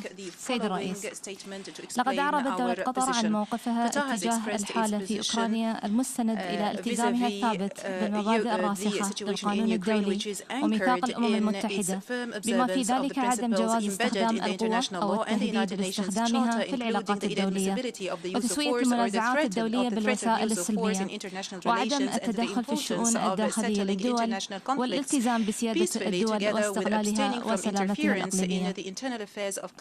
وقد شددت دولة قطر مرارا على أن ضمان سلامة المدنيين يجب أن يحظى بأولوية قصوى، كما نؤكد على ضرورة الالتزام بالقانون الإنساني الدولي وحماية المرافق والبنى التحتية المدنية والمدنيين العاملين في المجال الطبي والإنساني والصحفيين، وكذلك تيسير إجلاء المدنيين والوصول الآمن والسريع للمساعدات الإنسانية إلى المحتاجين وفق المبادئ الدولية لإيصال المساعدة الإنسانية.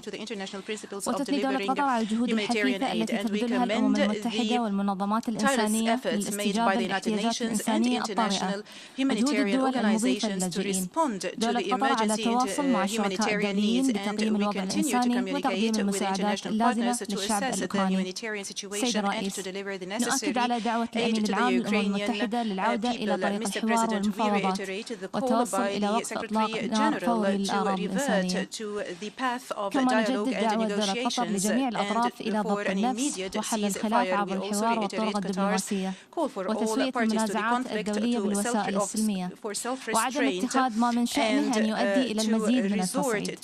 وسوف تستمر دولة قطر في تسخير جهودها الدبلوماسية للمساعدة على الوصول إلى حل الأزمة وفقا لميثاق الأمم المتحدة والقانون الدولي. كما ترحب دولة قطر بوساطة الجمهورية التركية بين روسيا وأوكرانيا وتأمل في أن تفضي هذه المفاوضات بالتوصل إلى اتفاق سلام شامل ودائم بين البلدين. وشكرا لكم السيد الرئيس.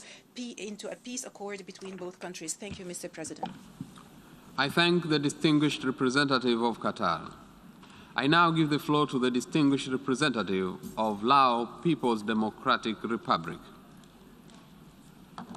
Mr. President, the Lao PDR once again reiterates its call for peaceful political and diplomatic solution to the conflict and supports all ongoing efforts and peace negotiations between the parties concerned. Likewise, we urge the international community to refrain from any action that could fuel escalation of tension. As party to 7 of the 9 core human rights treaties, Lao PDR opposes all gross and systematic violations and abuses of human rights. We are gravely concerned by the recent reports and accusations of human rights and international human rights law violations and abuses. We are of the view that such serious allegation must not be taken lightly and must be backed up by solid evidence and verified by an independent investigation mechanism of the United Nations, especially the Human Rights Council Independent International Committee inquiries. My delegation voted against the draft resolution L4 because we believe that the reports of violations and abuses of human rights and violations of international humanitarian law must be verified by credible, neutral, impartial, and independent assessment mechanism before any action is taken. Lao PDR is concerned by the notion that any of member states of the UN Human Rights Council can be subject to suspension and other punitive measures without due process of investigation and verification. As this issue is of paramount importance for all United Nations members, we also believe that all GA resolutions should be adopted by consensus, reflecting the spirit of equality, solidarity among UN member states. In conclusion, my delegation believes there is a dire need for more clarification through an independent mechanism that should be accepted and supported by all member states before drawing conclusion and passing judgment. We remain hopeful that the most urgent task now is to create the environment conducive for a peaceful resolution to the conflict and immediate ceasefire agreement, which will eventually lead to total cessation of hostilities. Thank you, Mr. President. I thank the distinguished representative of Lao People's Democratic Republic. I now give the floor to the distinguished representative of Indonesia. Thank you, Mr. President. It is distressing to see the hostilities in Ukraine persist and the number of civilians and casualties continue to rise. We share the international community's deep concern regarding the devastating human rights and humanitarian situation in Ukraine. And we do not take lightly reports of gross and systemic violations and abuse of human rights, including recent reports from Bucha. For these reasons, we believe the Human Rights Council must remain seized on the matter and supports the Secretary General's call for a thorough and independent investigation. We also fully support the establishment of an independent international commission of inquiry by the Human Rights Council. Mr. President, there is no question that those responsible for violations and abuse of human rights in Ukraine must be held accountable and brought to justice. The Commission, therefore, must receive full support and access needed to effectively carry out its mandate. In the meantime, we have to give a chance for the Commission to work in an objective and transparent manner and present its findings and reports. We must allow due diligence and not prejudge the work of the Commission. The General Assembly must also be prudent. It is important to have received all the facts before taking action that revokes legitimate rights of its members. Moreover, the General Assembly's action must not create negative precedents that can undermine the credibility of this august body. It is for these reasons Indonesia abstained on Resolution L4. Mr. President, Indonesia remains steadfast in our commitment to respect and protect human rights for all. Our priority now must be to save lives and protect civilians in Ukraine. We reaffirm our call to all parties to stop the hostilities and to spare no efforts to achieve peace through dialogue and diplomacy. This is the only way we can end the suffering and senseless loss of lives in Ukraine and to prevent the increasing negative impact of the war beyond the region. So we must stop the war, and I repeat, we must stop the war now, otherwise we will all suffer. Thank you, Mr. President. I thank the distinguished representative of Indonesia. I now give the floor to the distinguished representative of Panama.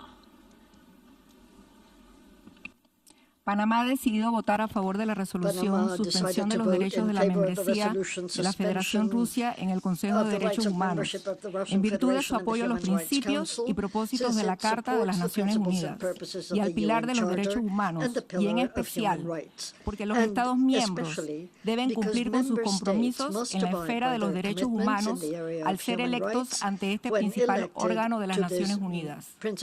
Panamá, fiel de su vocación multilateralista y defensora de los derechos humanos, apoya la participación de los Estados miembros en los órganos internacionales.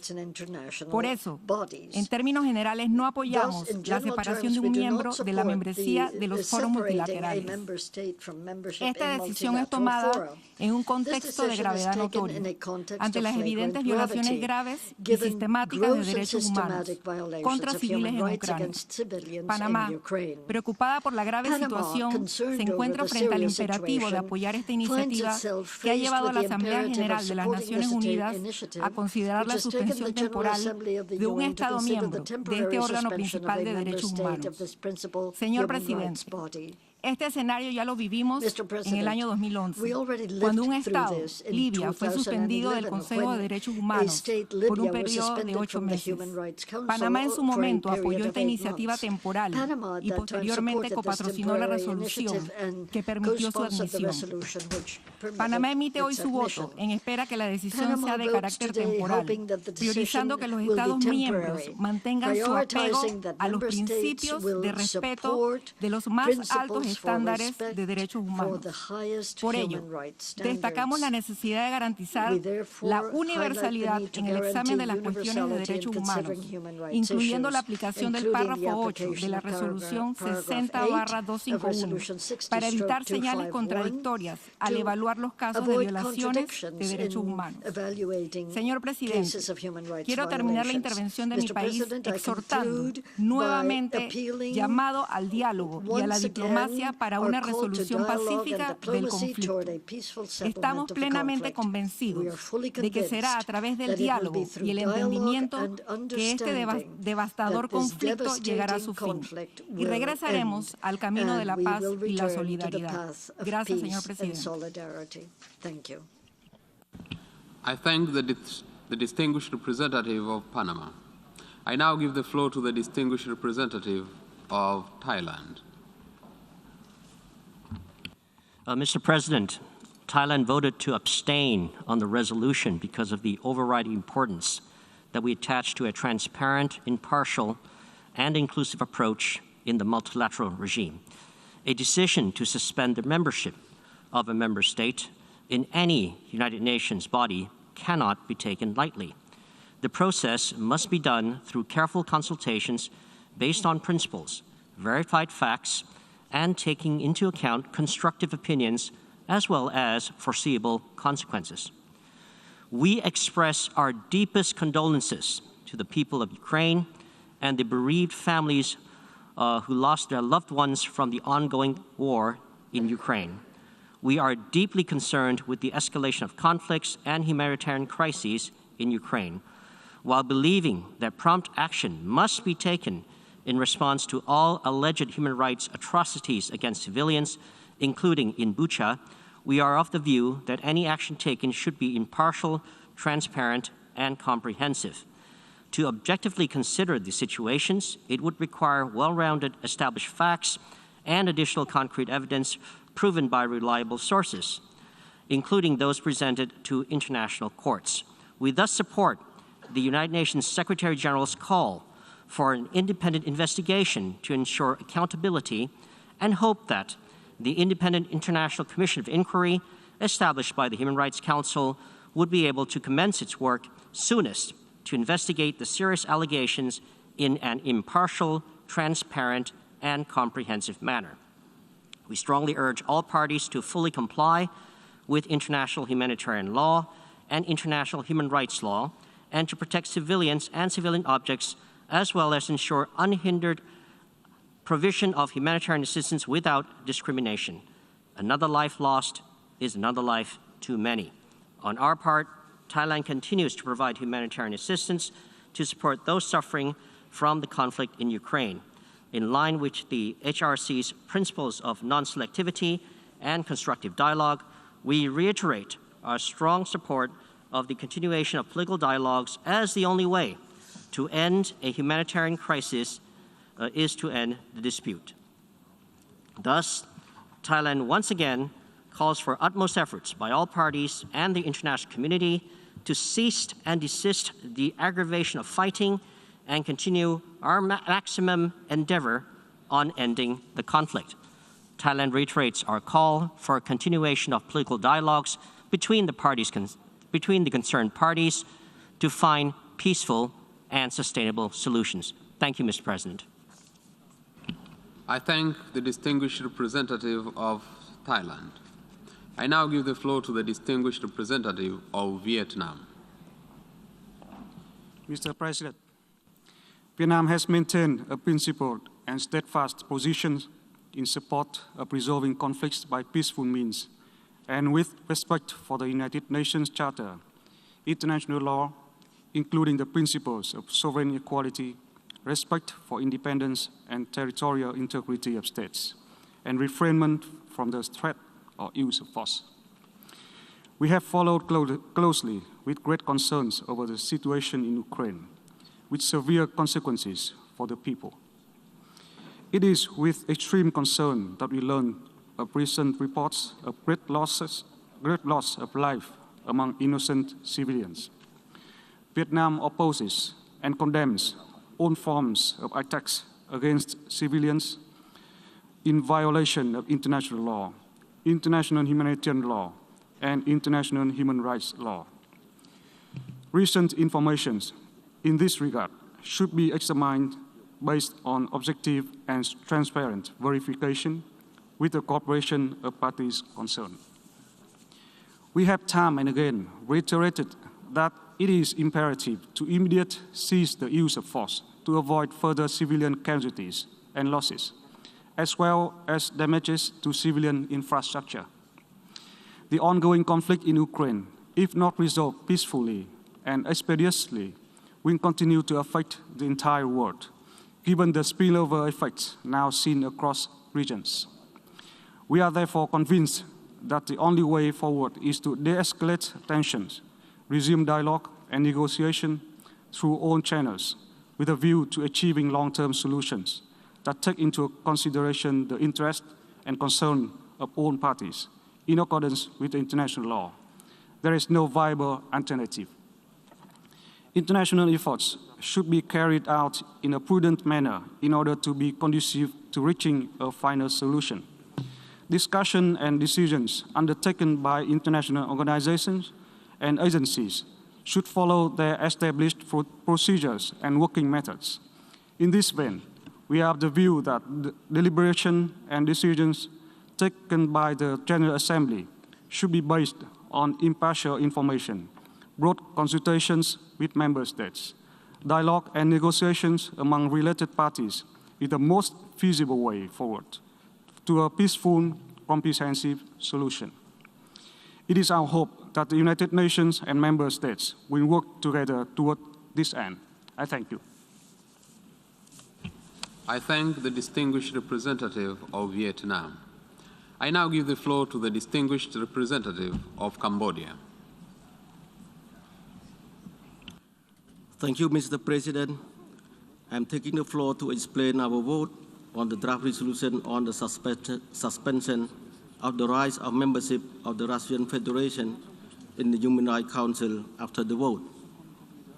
The spectrum of isolation of a member state through the suspension of its right in a UN body will not help resolve the conflict, but only trigger and intensify the situation. After a fragile time for world peace, security, and stability, the engagement among the member states in all relevant UN bodies, including Human Rights Council, is very important. Resolving the conflict in Ukraine based on the UN Charter and the international law through creating a conducive environment for diplomatic engagement and negotiation by the concerned parties should be the right path to be focused toward ending the tremendous human suffering and achieving a sustainable, peaceful solution in Ukraine. At this critical juncture, we must try to work in solidarity to address the conflict in Ukraine and to avoid creating a trust deficit among the membership. Building trust and confidence is absolutely important to deal with the current situation. With that explanation, Cambodia voted abstain on Resolution L4. I thank you, Mr. President. I thank the distinguished representative of Cambodia. I now give the floor to the distinguished representative of Uzbekistan. Mr. President, Uzbekistan adheres to a balanced, neutral position on the current situation in Ukraine and hope that the parties will find mutually acceptable ways to resolve the situation pursuing solely a political and diplomatic path based on the universally recognized principle and norms of international law. At the same time, the delegation of Uzbekistan voted against the resolution on suspension of the rights of membership of the Russian Federation in the Human Rights Council, given our strong convictions that any decision under OP8 of the GA Resolution 60/251 authorizing General Assembly by a 2/3 majority of the members present and voting.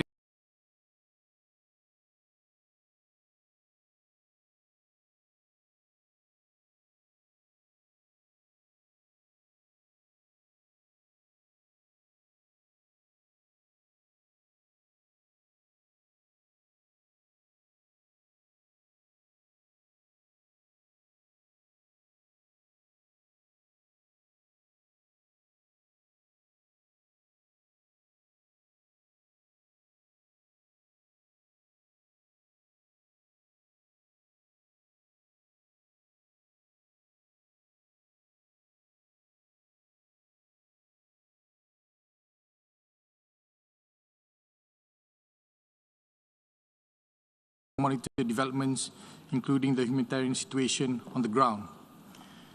We are greatly disturbed with reports of alleged human rights abuses and violations. We firmly believe that those who commit gross violations of human rights must be held accountable. We also firmly believe that it is imperative that such atrocities be verified in an impartial, transparent, and credible manner. In this regard, we support the call by the Secretary General to immediately commence independent investigations to guarantee effective accountability. Thus, Malaysia is of the view that the critical decision, such as the suspension of a member of the Human Rights Council, must not be made in haste and should not prejudge the outcome of such investigations. A decision of such an important matter must be accorded the same equal treatment and due processes as in the past in the full spirit and letter of the Resolution 60/251. Taking into account all the aforementioned considerations, Malaysia has decided to abstain on the resolution presented today. Mr. President, Malaysia strongly urges all concerned parties to immediately take steps to de-escalate, continue to progress towards dialogue and negotiations to prevent further loss of lives and devastation. We reiterate the need to respect and protect civilian life and infrastructure. We also reiterate the call on all parties to fully comply with their obligations under international humanitarian law and international human rights law. I thank you, Mr. President. I thank the distinguished representative of Malaysia. I now give the floor to the distinguished representative of Singapore. Mr. President, Singapore abstained on the resolution that has just been adopted. Singapore condemns in the strongest possible terms the Russian Federation's invasion of Ukraine and continuing attacks on Ukrainian cities, civilians, and civilian infrastructure. We reiterate our full support for the sovereignty, political independence, and territorial integrity of Ukraine. Singapore's position on this has been clear and consistent from the beginning of this war. This is why we co-sponsored and voted in support of Resolution ES-11/1, Resolution ES-11/2, and also co-sponsored Human Rights Council Resolution 49/1. Mr. President, Singapore is gravely concerned and distressed by the latest reports and images from Bucha and other Ukrainian towns of high civilian casualties and destruction of civilian infrastructure. We strongly condemn any violations of human rights and international humanitarian law. In this regard, we urge the full and urgent implementation of Resolution ES-11/1, Resolution ES-11/2, and Human Rights Council Resolution 49/1.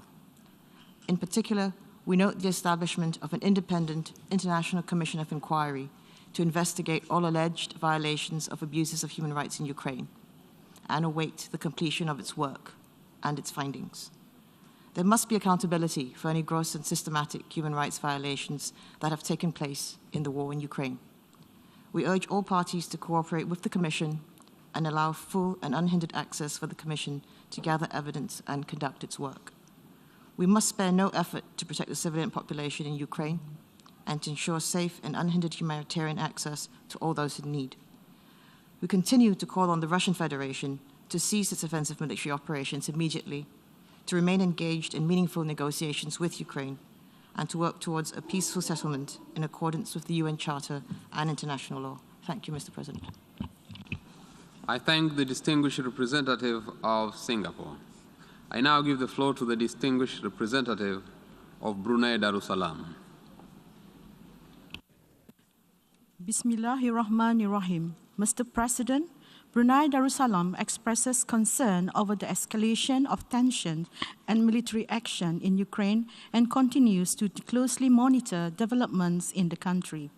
Brunei Darussalam condemns any violation of sovereignty, independence, and territorial integrity of any country and reiterates the importance of upholding the principle of a rule-based framework and respect the international law. Brunei Darussalam strongly believes that constructive dialogue and engagement among all parties concerned is essential to seek a peaceful solution.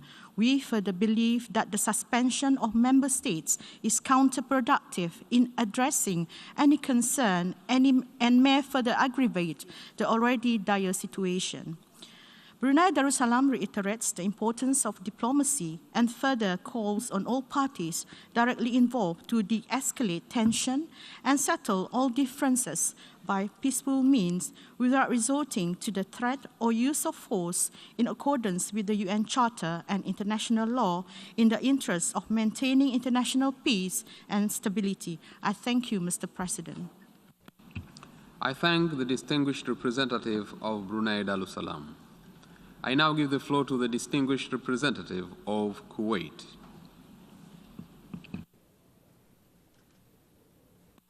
شكرا السيد الرئيس. لقد صوتت دولة الكويت بالامتناع عن التصويت على مشروع القرار الذي تم اعتماده للتو في هذه الجلسة الاستثنائية الطارئة للجمعية العامة انطلاقا من التزامها بتعزيز وحماية حقوق الإنسان والحفاظ على الأجهزة الدولية المنشأة لهذا الغرض من التسييس والانتقائية وازدواجية المعايير وتشجيع الحوار وانتهاج الموضوعية عند تناول مسائل حقوق الإنسان. وفي الوقت الذي ندين فيه جميع انتهاكات القانون الدولي الإنساني وانتهاكات حقوق الإنسان من أي طرف كان وفي أي مكان، فإننا تابعنا وبقلق بالغ التقارير والصور المفزعة التي تم تداولها في وسائل الإعلام منذ أيام قليلة والتي كشفت عن حجم التجاوزات والانتهاكات الخطيرة والجسيمة للقانون الإنساني الدولي والقانون الدولي لحقوق الإنسان المرتكبة بحق المدنيين العزل في أوكرانيا. ونؤيد في هذا الشأن دعوة الأمين العام للأمم المتحدة لإجراء تحقيق دولي مستقل ومحايد وشفاف في هذه الجرائم وتحديد المسؤولين عنها ومحاسبتهم. ونجدد دعوتنا لأطراف النزاع بأن تحترم التزاماتها بموجب القانون الدولي الإنساني بما في ذلك اتفاقيات جنيف لعام 1949 والبروتوكولات الإضافية الملحقة بها والقانون الدولي للاجئين لحماية المدنيين والأعيان المدنية واحترام وحماية العاملين في المجال الطبي والإنساني وقوافل الإغاثة الإنسانية بضمان إيصال المساعدات إلى المحتاجين بدون أي عراقيل.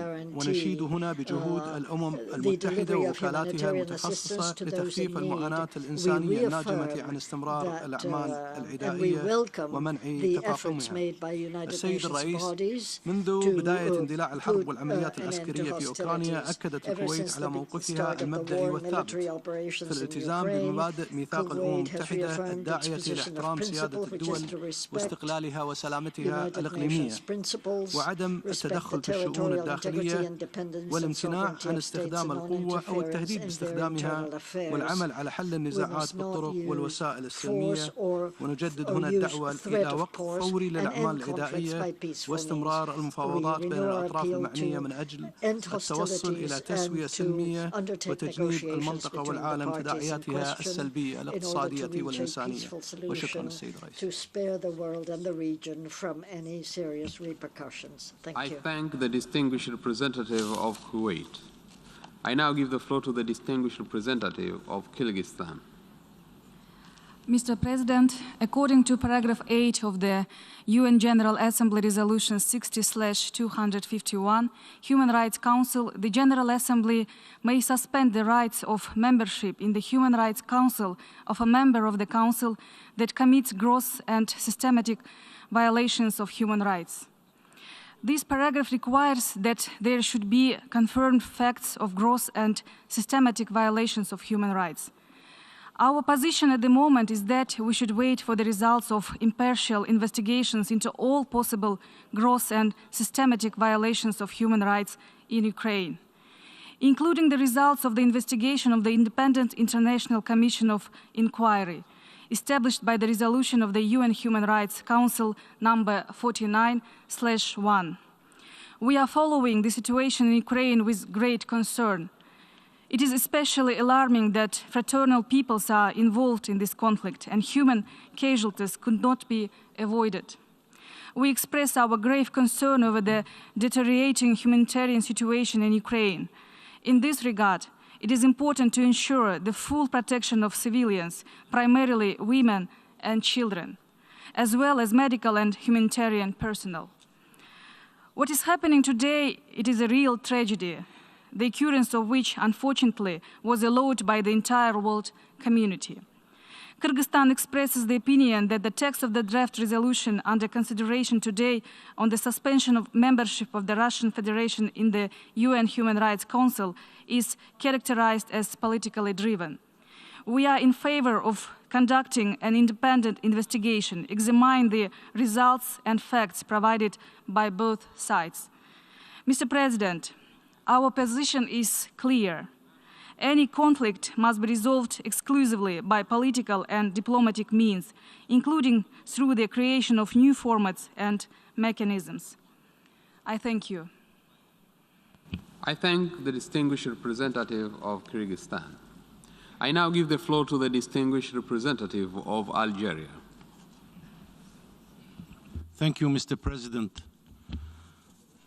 تجدد الجزائر التزامها الثابت بالقواعد والمبادئ الأساسية للقانون الدولي الإنساني والقانون الدولي لحقوق الإنسان، لا سيما الإعلان العالمي لحقوق الإنسان ومختلف المعاهدات الدولية لحماية وترقية حقوق الإنسان، وتعبر عن إدانتها الشديدة لكل الانتهاكات المتحقق منها للالتزامات الدولية في هذا المجال، مما لا شك فيه أن الصور المتداولة في بعض المدن الأوكرانية مروعة ومدانة بشدة، والجرائم المزعومة التي تترتب عنها بالغة الخطورة، لكن بات من الضروري كذلك السماح للآليات الأممية المختصة بالتحقيق في الوقائع على أرض الواقع بطريقة محايدة حتى يتسنى إقرار العدالة لجميع الضحايا الأبرياء. إن ضمان قيام آليات الأمم المتحدة المختصة بولاياتها ومهامها وفقا لقواعد القانون الدولي وقرارات الأمم المتحدة ذات الصلة، بعيدا عن أي تدخل أو حكم مسبق، يشكل بالنسبة للجزائر شرطا لا غنى عنه لإثبات الوقائع بشأن أي انتهاكات صارخة وممنهجة لحقوق الإنسان. وفي هذا الصدد تدعو الجزائر إلى احترام مبادئ العالمية الموضوعية واللا انتقائية التي تشكل حجر الزاوية في عمل مجلس حقوق الإنسان، مع النأي بهذا الأخير عن أي تجاذبات سياسية من شأنها التأثير على دور ومهام هذه الهيئة الأممية المحورية وتعاطيها الحيادي مع مسائل حقوق الإنسان، بما يعزز سبل الحوار والتعاون البناءين. ويرى وفد بلادي أن الجهود الدولية المتعددة الأطراف تستوجب تعزيز الحوار والتعاون بعيدا عن أي إقصاء، بغض النظر عن اختلافات المواقف ومدى تبايناتها. إن الرغبة في تعليق عضوية أي دولة منتخبة من قبل المجموعة الدولية ومن أي هيئة أممية ليس من شأنه أن يساهم في تعزيز روح العمل والتعاون متعدد الأطراف.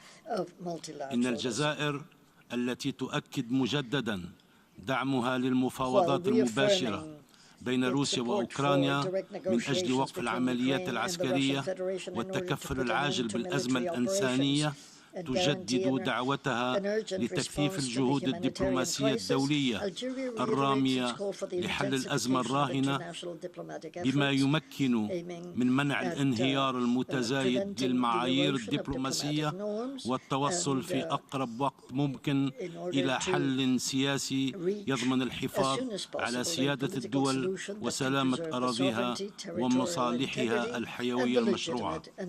إن بلادي التي انخرطت بحسن نية في جهود المساعي الحميدة في إطار مجموعة الاتصال العربية التي اجتمعت مؤخرا بالأطراف المعنية تهيب بالمجتمع الدولي الامتناع عن أي عمل من شأنه أن يحيق المفاوضات الجارية ويطيل أمد الأزمة التي أصبحت الآن عواقبها الوخيمة وبأبعادها المتعددة تؤثر سلبا على جميع دول العالم. وعلى أساس هذه الأسباب وهذه الاعتبارات فإن وفد الجزائر صوت ضد مشروع القرار. I thank you, Mr. President. I thank the distinguished representative of Algeria. I now give the floor to the distinguished representative of Peru.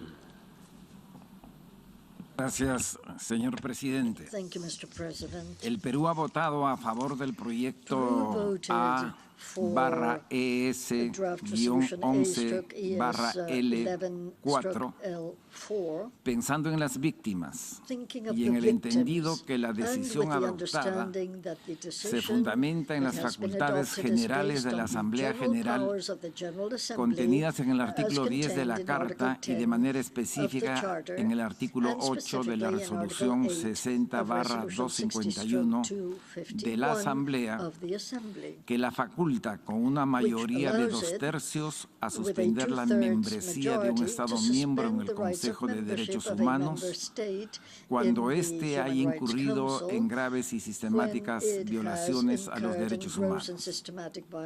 El acto de agresión y el uso de la fuerza contra la soberanía y la integridad territorial de un Estado comporta de suyo un patrón de violación de los derechos humanos de la población afectada.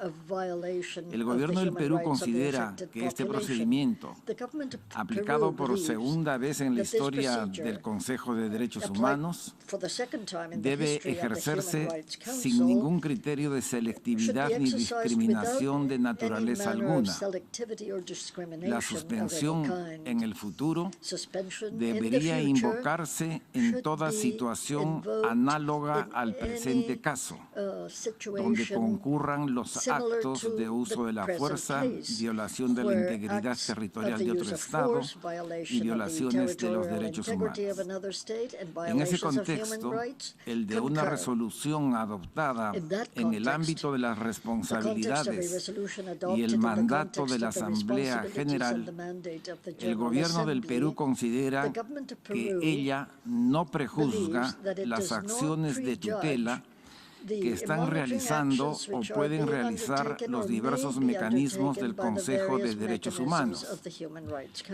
Estas investigaciones deben realizarse sin ningún tipo de predeterminación política, con independencia, neutralidad y en función exclusiva de los derechos de las víctimas, su protección y la lucha contra la impunidad. De manera particular, la delegación del Perú considera que la resolución adoptada no debe prejuzgar ni predeterminar políticamente las labores de la Comisión Internacional Independiente que el Consejo de Derechos Humanos ha establecido con el mandato de investigar las presuntas violaciones a los derechos humanos y el derecho humanitario que tiene lugar en el contexto del conflicto armado en Ucrania, independientemente de las partes responsables de las violaciones que puedan determinarse. Estas investigaciones deben realizarse bajo los principios reconocidos internacionalmente de independencia, celeridad, objetividad y no discriminación. Esto es más urgente e imperativo para la investigación de las matanzas producidas en la localidad de Busha. Muchas gracias, señor presidente. I thank the distinguished representative of Peru. I now give the floor to the distinguished representative of Saudi Arabia.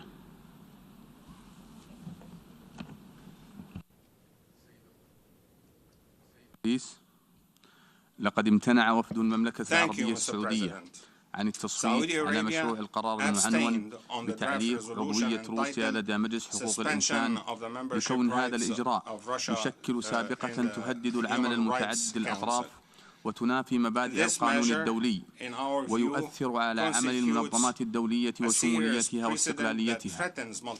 السيد الرئيس، بينما تتابع بلادي ببالغ القلق والأسف ما آلت إليه تداعيات الأوضاع في جمهورية أوكرانيا لا سيما الإنسانية منها، فإن المملكة العربية السعودية تدين كافة انتهاكات القانون الدولي الإنساني بجميع صوره وأشكاله أينما كانت، وتؤمن بأهمية حماية المدنيين والمواقع المدنية في مناطق النزاعات، إلا أنه في الوقت ذاته فإن بلادي تنظر إلى أن التوجه نحو تعليق عضوية روسيا في مجلس حقوق الإنسان باعتباره خطوة تصعيدية من شأنها أن تزيد من حدة الأوضاع المتوترة في الأساس، وأن هذه الخطوة لا تسيس عمل المجلس فحسب، بل تجعله ذو طابع أحادي لا يعطي اهتماما للأطراف الأخرى للدفاع عن مواقفها. السيد الرئيس، تؤكد بلادي على حق الدول المنتخبة لعضوية مجلس حقوق الإنسان أن تمارس صلاحياتها كاملة وفقا لما نص عليه قرار الجمعية العامة رقم 60 تقسيم 251 المعنون مجلس حقوق الإنسان، الذي أكد على أن الجمعية العامة تسلم عند النظر في قضايا حقوق الإنسان بمبادئ العالمية واللا انتقائية والقضاء على أسلوب المعايير المزدوجة والتسييس. ختاما، السيد الرئيس، يأتي امتناع بلادي عن التصويت نابعا من إيمانها بأن هذا القرار من شأنه أن يؤدي إلى تأجيج الصراع وتصعيد الموقف الذي سيؤثر سلبا على مسار الحوار القائم حاليا بين أطراف النزاع للوصول إلى تسوية سلمية تجنب المنطقة والعالم المزيد من التداعيات السلبية لهذا الصراع، سواء سياسيا أو اقتصاديا أو إنسانيا. شكرا السيد الرئيس. I thank the distinguished representative of Saudi Arabia. I now give the floor to the distinguished representative of the United Arab Emirates. Thank you, Mr. President. The United Arab Emirates reiterates again our forceful condemnation of all violations of international humanitarian law committed in Ukraine. Civilians are bearing the brunt of this conflict, and this must end, and they must be spared, and parties must comply with their obligations under international law. Determining the facts on the ground is important for justice to be rendered to victims, but also in the longer term to allow communities to heal, to reconcile, and to build sustainable peace. As a member of the Human Rights Council, we voted in favor of Resolution 49/1, urgently establishing an international independent commission of inquiry to investigate all alleged violations and abuses of human rights and violations of international humanitarian law in Ukraine. The members of the commission were appointed on the 30th of March, and their investigations have only just begun. Due process demands that investigative mechanisms be able to conclude their work. Today, we decided to abstain on this resolution because we need to ensure that any decision we take in this General Assembly is based on due process in line with Resolution 60/251. The United Nations is based on the premise of dialogue and constructive engagement with each other, and even with those who hold opposing views to us. The organizations that make up our international system were not established to be a club for the like-minded. We need to preserve spaces in the multilateral arena to talk to each other and not just at each other. And that idea is in the foundational DNA of this organization. Our collective strength lies in our inclusivity. So now is the time to double down on diplomatic outreach in order to reach an immediate cessation of hostilities throughout Ukraine. And we support the ongoing negotiations between Ukraine and Russia and offer our full support to all mediation efforts. Now it is time to find a way through this conflict towards peace. Thank you, Mr. President. I thank the distinguished representative of the United Arab Emirates. I now give the floor to the distinguished representative of Kiribati.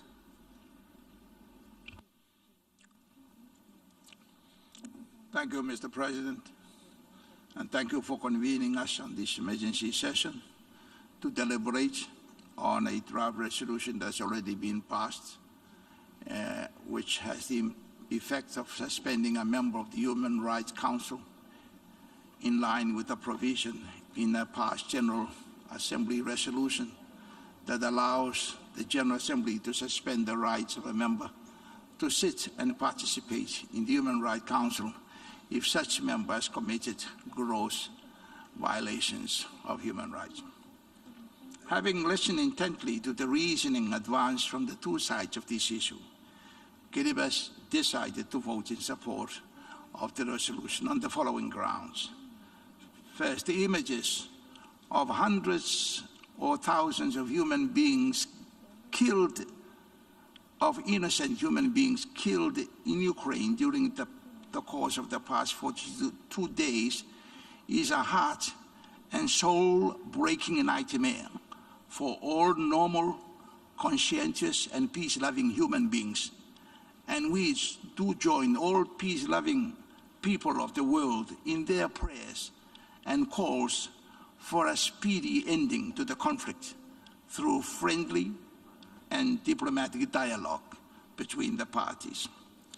As a long-standing member of the Commonwealth of Nations, we believe it is a wise and civilized practice to encourage all its members to be loyal and faithful to the codes of conduct of the Commonwealth, which requires all its members to respect the rules of law, good governance, and the rights and freedoms of human persons, and to deter violations of such codes of conduct through suspension of any defaulting member, and at the same time allowing time and space for a suspended member to reform its conduct and get back to the agreed code of human conduct.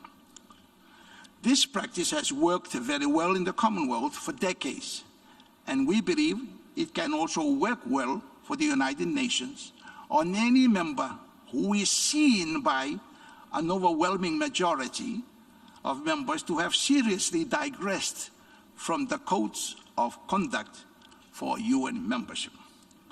The suspension of Libya in the Human Rights Council in the past show that it is not entirely wrong to agree to a suspension decision at this time. Once again, we join the whole humanity in calling on the parties concerned to put down their arms and to come together and become part of one happy global human family. I thank you. I thank the distinguished representative of Kiribati. We have heard the last speaker in explanations of vote after the vote. We'll now hear statements after the adoption of the resolution. I now give the floor to the distinguished representative of Russian Federation.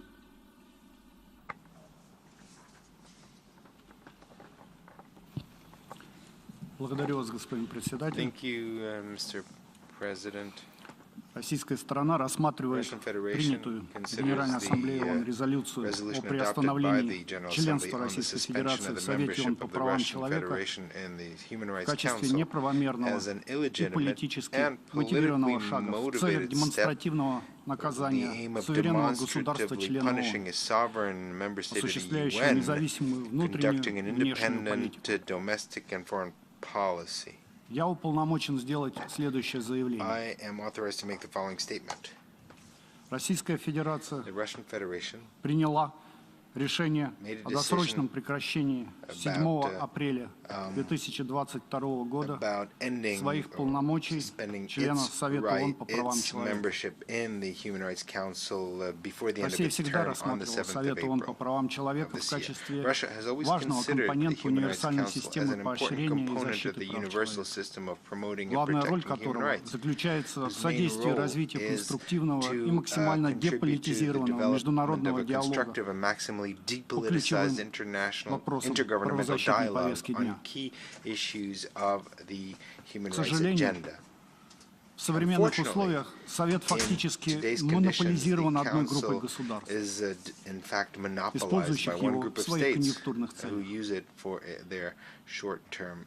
Провозгласившие себя эталоном в правозащитной сфере, эти государства долгие годы непосредственно участвуют в совершении грубых и массовых нарушений прав человека, либо потворствуют этому. Несмотря на свой статус членов Совета, они не готовы поступить со своими корыстными политическими и экономическими интересами ради реального содействия стабилизации правозащитной ситуации в отдельных странах. Такие действия нарушают мандат, возложенный международным сообществом на Совет ООН по правам человека и в целом подрывают к нему доверие. Искренняя приверженность России делу защиты и поощрения прав человека не позволяет нам дольше оставаться частью международного механизма, превратившегося в исполнителя воли указанной группы стран, которые для продавливания своих целей и получения необходимых голосов при принятии решений не гнушаются открытым шантажом суверенных государств.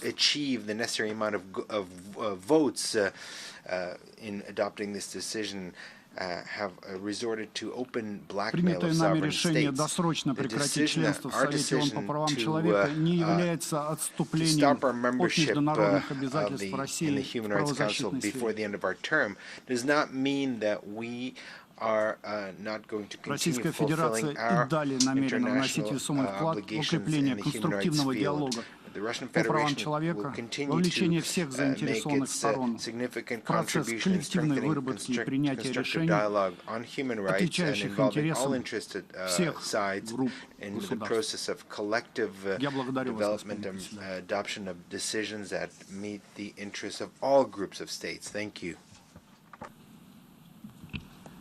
I thank the distinguished representative of the Russian Federation. I now give the floor to the distinguished representative of the European Union.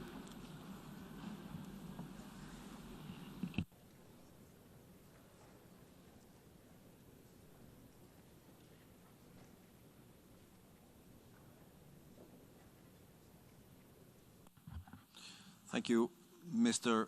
President, for convening us under the emergency special session. I have the privilege to address the General Assembly on behalf of the European Union and its member states, North Macedonia, Montenegro and Albania, Bosnia-Herzegovina, Iceland and Norway, as well as Ukraine, the Republic of Moldova, Georgia, Andorra, Monaco and San Marino align themselves with this statement.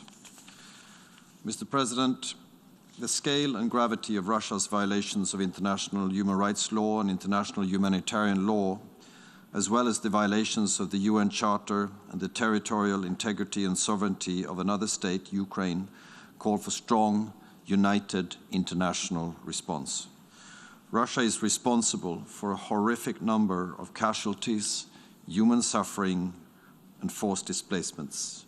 Russian armed forces have been relentlessly shelling cities, schools, hospitals for well over a month now. The Russian authorities are responsible for the crimes committed while they have effective control of many areas inside Ukraine. They are subject to international law of occupation.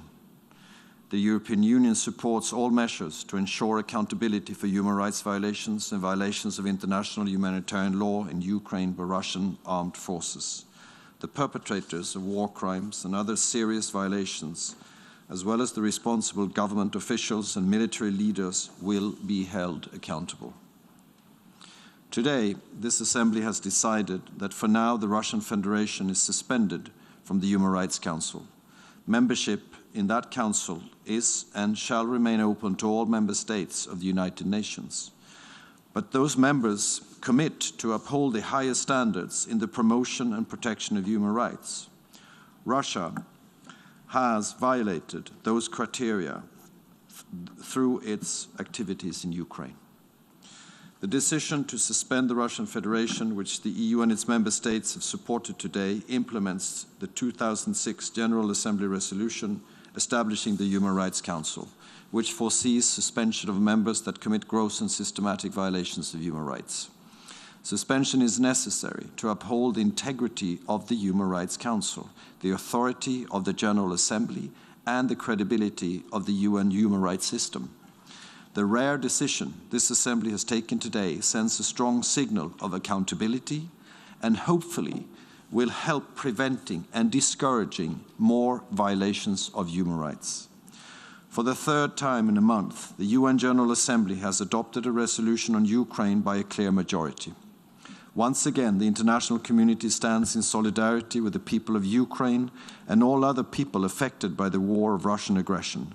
Once again, the international community strongly calls on Russia to cease the destruction of innocent lives across Ukraine and immediately and unconditionally withdraw all its troops. While the Security Council remains unable to take action because of the Russian veto, the General Assembly has demonstrated the strength of international support towards addressing the Russian aggression against Ukraine. Thank you very much, Mr. President. I thank the distinguished representative of European Union. I now give the floor to the distinguished representative of the Netherlands on behalf of Benelux countries. President, I deliver this statement on behalf of the Benelux countries, Belgium, Luxembourg, and my own country, the Netherlands. The Benelux countries align themselves with the statement just made by the European Union. Mr. President, the Benelux countries remain unwavering in their support for Ukraine's independence, sovereignty, territorial integrity within its internationally recognized borders, and its democratic freedom. We condemn in the strongest terms the unprovoked war of aggression by the Russian Federation against Ukraine. Mr. President, it is the third time that we meet in this emergency special session in just over a month. Today, like before, the exceptional circumstances caused by the war in Ukraine leave us no other choice. We meet because we are horrified by the reports of atrocities committed by the Russian armed forces in Ukraine, by the images from places like Bucha, Starye-Bikiv, Mariupol, and Hostomel that show a complete disregard for human rights and the lives of civilians, and by the personal testimonies of rape and sexual violence that are emerging. Clearly, these actions are unacceptable for any UN member state, but even more so for a member of the Human Rights Council. It is therefore important that the General Assembly has just voted to take the exceptional step to suspend the membership of the Russian Federation of the Human Rights Council. It is important because membership of the Council comes with responsibilities and duties.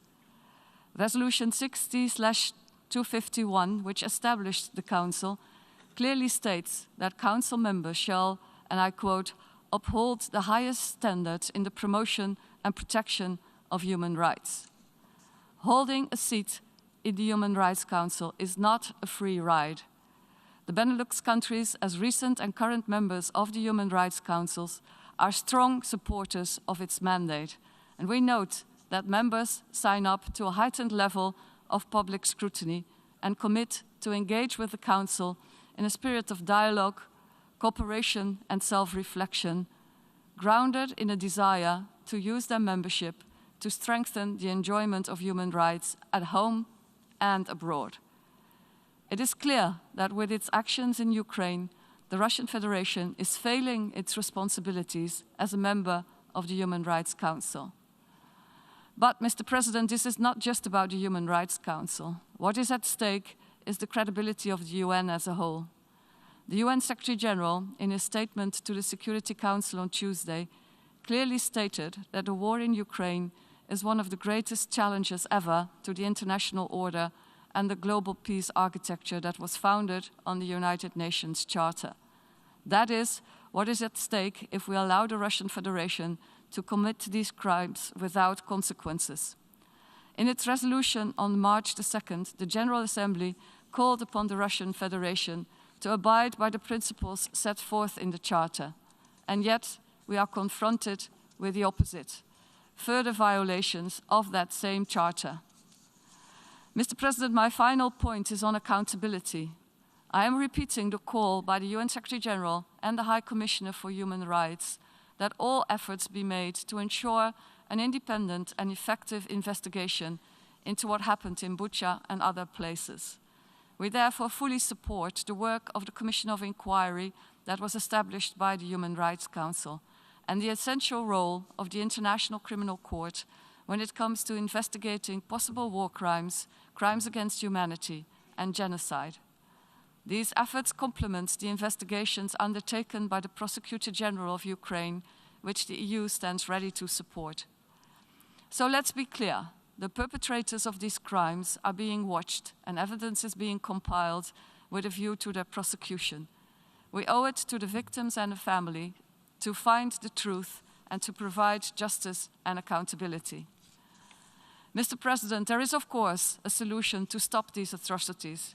The Russian Federation chose to start this war of aggression against Ukraine. It can also choose to stop it, to immediately cease hostilities, withdraw its troops, and fully respect international, humanitarian, and human rights law. I thank you, Mr. President. I thank the distinguished representative of the Netherlands.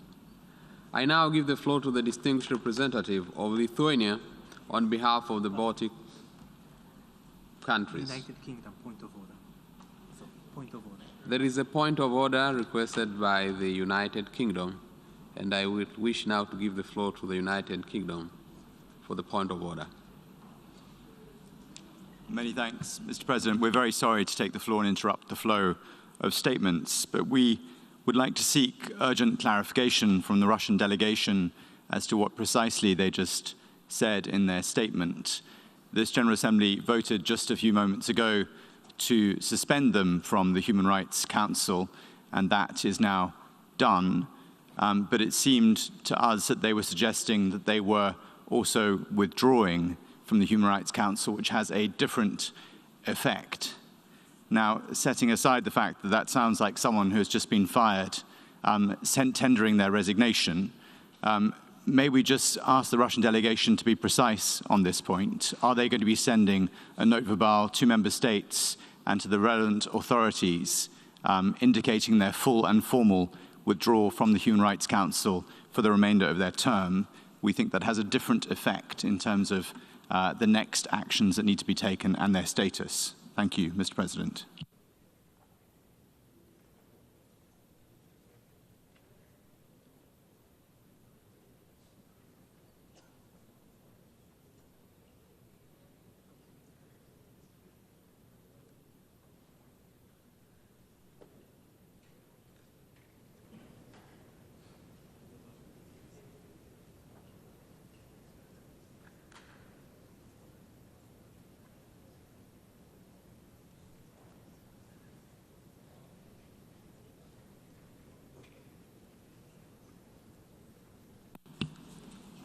I will now give the floor to the Russian Federation if they so wish to clarify.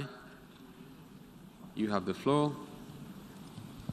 Спасибо, господин председатель. Thank you, Mr. President. Мы хотели бы пояснить, что заданный только что вопрос не относится к порядку ведения заседания, а имеет отношение к субстантивной части нашего выступления. In fact, it refers to the substantive part of our statement. Мы сделали достаточно четкое I think we заявление. made a Благодарю за very внимание. clear statement. Thank you for your attention. I thank the distinguished representative of the Russian Federation.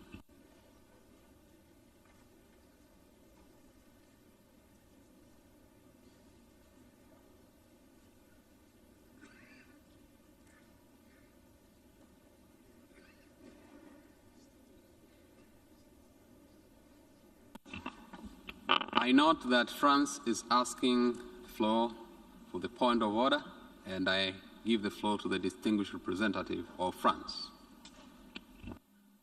Merci, Monsieur le Président. Mon intervention n'est pas liée au point d'ordre, mais peut-être que les